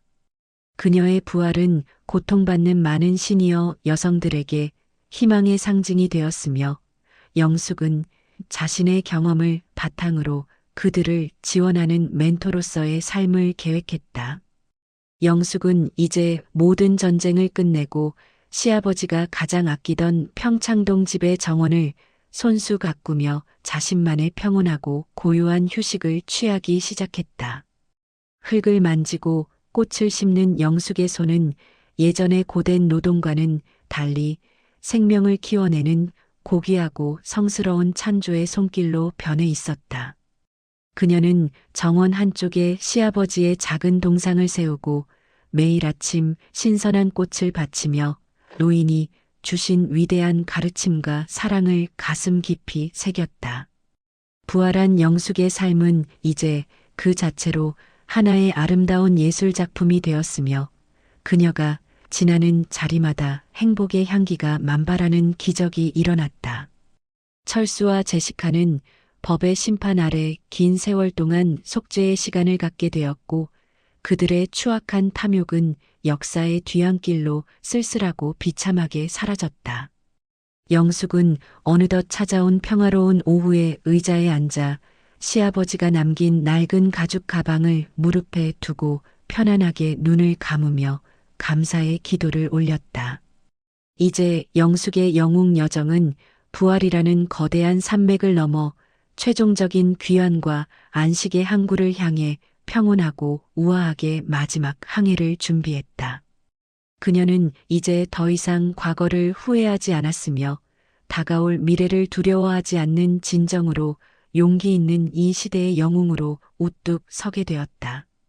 저 멀리서 들려오는 어린아이들의 웃음소리는 영숙이 새롭게 일궈낸 세상의 희망을 노래하듯 정원의 고요한 공기를 타고 아름답게 퍼져나갔다. 영숙은 살며시 미소 지으며 이제야말로 진짜 자신의 인생이 시작되었음을 확신하고 찬란하게 빛나는 태양을 향해 고개를 높이 들었다. 창밖으로 보이는 서울의 풍경은 예전처럼 분주하게 움직이지만 영숙의 마음에는 이제 흔들리지 않는 깊은 평화가 깃들었다. 평생을 타인의 그림자로 살았던 그녀는 이제 자신의 이름 석자로 세상 앞에 당당히 서서 새로운 하루를 경건하게 맞이한다. 집무실 책상 위에 놓인 김영숙 재단 이사장이라는 명패는 단순히 권위를 상징하는 것이 아니라 책임과 헌신의 결실을 의미한다. 새벽부터 시작되는 그녀의 일과는 더 이상 남편의 수발을 드는 고된 노동이 아니라 사회적 약자를 돕기 위한 숭고한 여정이다. 영숙은 따뜻한 차 한 잔을 마시며 시아버지가 누워 지켜보았던 그 간절한 정의가 마침내 승리했음을 다시 한번 가슴 깊이 새긴다. 10년 넘게 간병하며 흘렸던 눈물과 35년의 모진 세월은 이제 타인의 아픔을 어루만져 줄 수 있는 소중한 지혜가 되었다. 로펌의 직원들은 이제 그녀를 박 대표의 아내가 아닌 진정한 리더이자 존경받는 경영인으로 대하며 진심 어린 예우를 갖춘다. 영숙의 단호하면서도 부드러운 카리스마는 혼란에 빠졌던 로펌을 정화하고 정의로운 법의 가치를 실현하는 새로운 기틀을 세웠다. 그녀는 시아버지가 남긴 낡은 가죽 가방을 소중히 어루만지며 이 모든 기적이 결코 우연이 아닌 헌신에 대한 필연적인 보상임을 믿는다. 시아버지가 남긴 낡은 가방은 이제 더 이상 고통과 비밀의 상자가 아니라 세상을 밝히는 희망의 원천으로 화려하게 다시 태어났다. 영숙은 그 가방 속에 들어있던 자산들을 바탕으로 가난하고 소외된 노인들을 위한 무료 법률 상담 센터를 전국적으로 확대하였다. 시아버지 한 영감이 연기하며 지켜보았던 세상의 부조리를 며느리인 영숙이 비로소 자신의 손으로 직접 바로잡기 시작한 것이다. 재단 사무실 벽면에 걸린 시아버지의 인자한 초상화는 마치 영숙의 행보를 흐뭇하게 지켜보는 듯 평온하고 따뜻한 미소를 띠고 있다. 그녀는 매달 한 번씩 소외계층을 직접 찾아가 그들의 고충을 듣고 시아버지가 자신에게 베풀었던 그 위대한 사랑을 아낌없이 나눈다. 낡고 해진 가죽 가방의 질감은 영숙에게 초심을 잃지 말라는 경고이자 가장 힘들었던 순간을 이겨내게 한 단단한 버팀목과 같다. 그녀가 내딛는 발걸음마다 절망에 빠졌던 수많은 사람이 새로운 삶의 희망을 얻으며 영숙을 향해 진심 어린 감사의 인사를 전한다. 시아버지가 물려준 유산은 단순히 금전적인 가치를 넘어한 인간의 존엄성을 회복시키고 사회를 맑게 정화하는 고귀한 씨앗이 되었다. 영숙은 가방을 열 때마다 느껴지는 오래된 가죽 냄새 속에서 시아버지의 따뜻한 체온과 무한한 신뢰를 매일같이 새롭게 확인하며 웃는다. 감옥에 갇힌 남편 철수는 자신의 잘못을 뉘우치기는커녕 여전히 타인을 원망하며 차가운 철창 안에서 쓸쓸하고 비참한 노후를 보내고 있다. 그는 한때 자신이 부렸던 권세가 영원할 줄 알았으나 이제는 누구 하나 면회 오지 않는 고독한 죄수의 신세로 완전히 전락하고 말았다. 내연녀 제시카 역시 횡령과 사기 공범으로 중형을 선고받고 화려했던 과거를 그리워하며 매일 밤 눈물로 지옥 같은 하루를 견디고 있다. 영숙은 그들이 보내오는 비굴한 선처 호소문을 읽지도 않고 파쇄기에 넣으며 과거의 모든 악연을 단호하고 완벽하게 끊어내버렸다. 탐욕에 눈이 멀어 천륜과 인륜을 저버린 대가가 얼마나 가혹한 것인지 그들은 이제 텅 빈 감방벽을 바라보며 뼈저리게 느끼고 있다. 철수가 그토록 차지하고 싶어 했던 빌딩과 재산들은 이제 그의 손이 닿을 수 없는 곳에서 가장 정의롭고 가치 있는 일에 쓰이고 있다. 영숙은 적들의 몰락을 보며 복수의 쾌감을 만끽하기보다 인간의 욕망이 얼마나 허망한 모래성인지 깨달으며 마음을 더욱 경건하게 다진다. 한때 가족이라 믿었던 자들의 추락은 영숙에게 올바른 삶의 태도가 무엇인지 일깨워주는 가장 아픈 교훈이자 동시에 위대한 경고였다. 그녀는 이제 그들의 이름조차 기억에서 지워버리고 오직 자신이 가꾸어 나갈 찬란한 미래와 선한 영향력에만 온 정신을 집중하기로 했다. 배신했던 아들 민수는 엄마의 도움 없이 밑바닥 생활을 시작하며 거친 세상의 풍파를 온몸으로 맞닥뜨리는 고통스러운 과정을 겪고 있다. 영숙은 아들이 보내오는 처절한 구걸과 협박 섞인 메시지를 묵묵히 차단하며 자식이 스스로 인간이 되기를 바라는 매정한 사랑을 실천한다. 그녀는 자식이라는 이름으로 저지른 모든 기만과 나태함을 민수가 스스로 씻어낼 때까지 결코 지갑을 열지 않겠다는 단호한 의지를 굽히지 않는다. 민수는 공사 현장과 식당 배달을 전전하며 엄마가 35년간 겪었던 노동의 가치가 얼마나 숭고하고 힘든 것이었는지 비로소 체감한다. 자식의 고통을 지켜보는 어미의 심장은 매일같이 갈갈이 찢어지지만 영숙은 이것이 민수의 영혼을 구원할 마지막 기회임을 잘 알고 있다.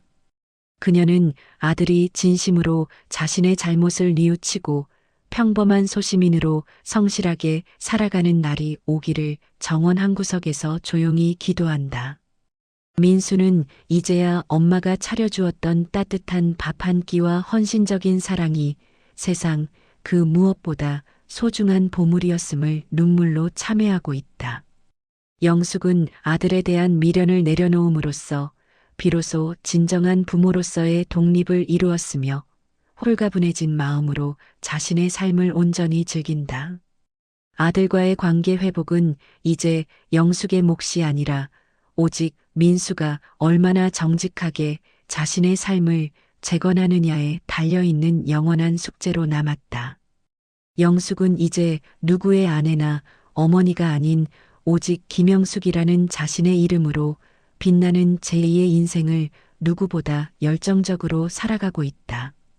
그녀는 젊은 시절 포기해야 했던 학업을 다시 시작하여 사회복지학 학위를 취득하였고 전문가로서의 식견을 갖추며 재단을 더욱 내실 있게 운영한다.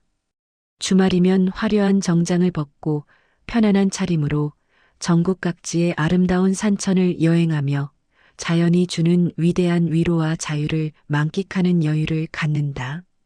그녀가 직접 쓴 수필집은 헌신적인 삶 끝에 만난 기적 같은 반전을 담아 수많은 시니어 여성에게 용기와 희망을 주는 베스트셀러가 되었다. 영숙은 강연장에 서서 자신의 고통스러웠던 과거를 담담하게 고백하며 진심은 결코 배신하지 않는다는 위대한 진리를 대중에게 널리 전파한다. 그녀의 얼굴에 피어난 주름은 더 이상 고단함의 상징이 아니라 인고의 시간을 견뎌온 영웅의 훈장처럼 우아하고 아름다운 빛을 내뿜는다. 영숙은 자신을 위해 정성껏 요리하고 향기로운 커피를 마시며 사소한 일상의 행복이 주는 위대한 가치를 매일 아침 새롭게 발견하며 감격한다. 과거에는 남편의 기색을 살피느라 꿈도 꾸지 못했던 취미 생활들을 하나씩 실천하며 그녀는 세상에서 가장 부유하고 행복한 여인으로 거듭났다. 누군가의 부속품으로 살았던 긴 세월을 보상받듯 그녀의 일상은 이제 오직 자신의 의지와 선택으로 채워지는 찬란한 예술작품과도 같다.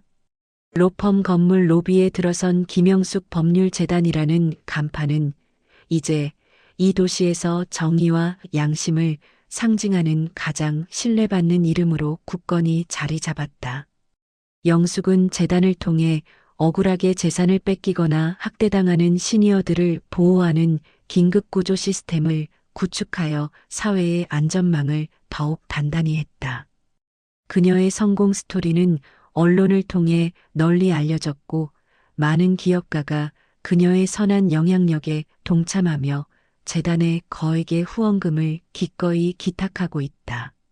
시아버지가 누워 지냈던 평창동 집은 이제 소외된 이웃들이 잠시 쉬어갈 수 있는 따뜻한 쉼터이자 문화공간으로 개방되어 사람들의 온기로 가득하다.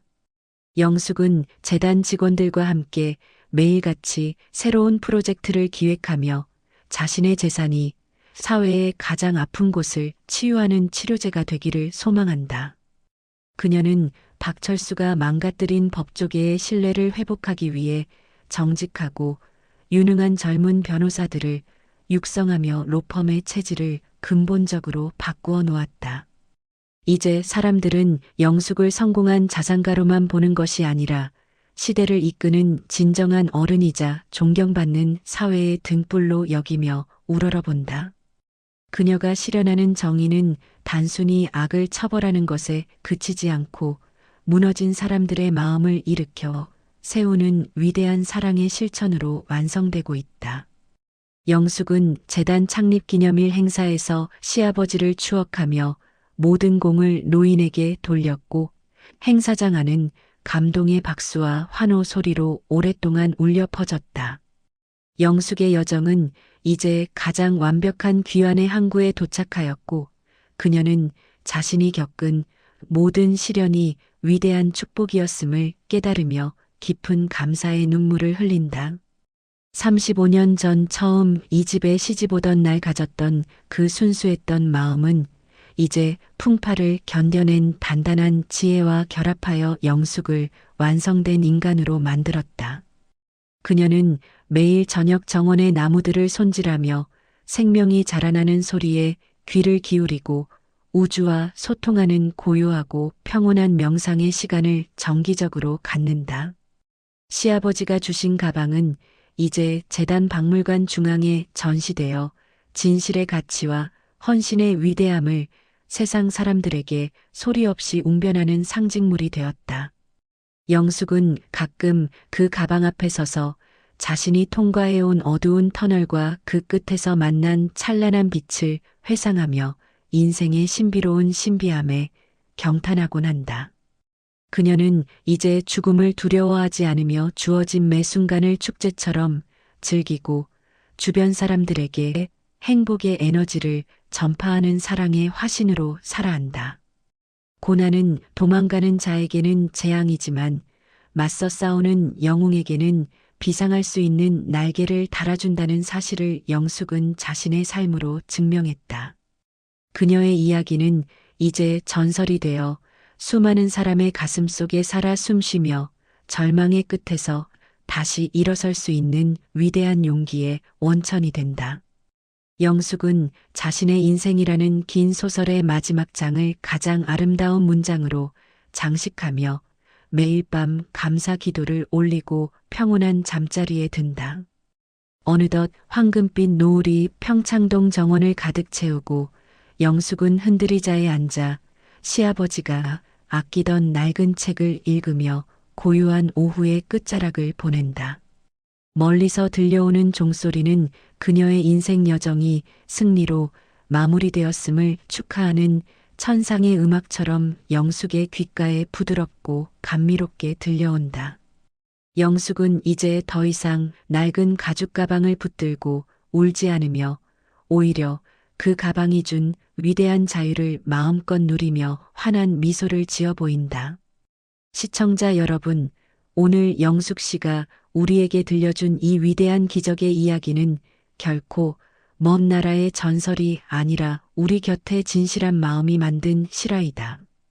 헌신은 결코 헛되지 않으며 진심으로 누군가를 대하는 마음은 언젠가 반드시 가장 찬란한 보석이 되어 돌아온다는 것을 우리는 목격했다. 여러분도 혹시 지금 힘든 터널을 지나고 계신다면 영숙 씨가 가졌던 그 단단한 용기와 시아버지의 믿음을 기억하며 끝까지 견뎌내시길 바란다. 영숙 씨의 이름이 이제는 당당한 자유의 상징이 되었듯 여러분의 이름 또한 세상에서 가장 빛나는 주인공으로 불릴 날이 반드시 올 것이다. 인생 라디오 드라마 오늘 준비한 영숙 씨의 대장정은 여기서 막을 내리지만 그녀가 남긴 희망의 향기는 여러분의 가슴 속에 영원히 남을 것이다. 어둠을 뚫고 나온 위대한 여인 김영숙 씨의 앞날에 축복만 가득하기를 빌며 저희는 이만 인사를 드리고 다음 시간에 더 감동적인 이야기로 돌아오겠다. 긴 시간 동안 영숙 씨의 여정을 함께 해주신 모든 시니어 청취자 여러분께 진심으로 감사드리고 여러분의 인생 또한 영숙 씨처럼 찬란하게 빛나길 기원한다.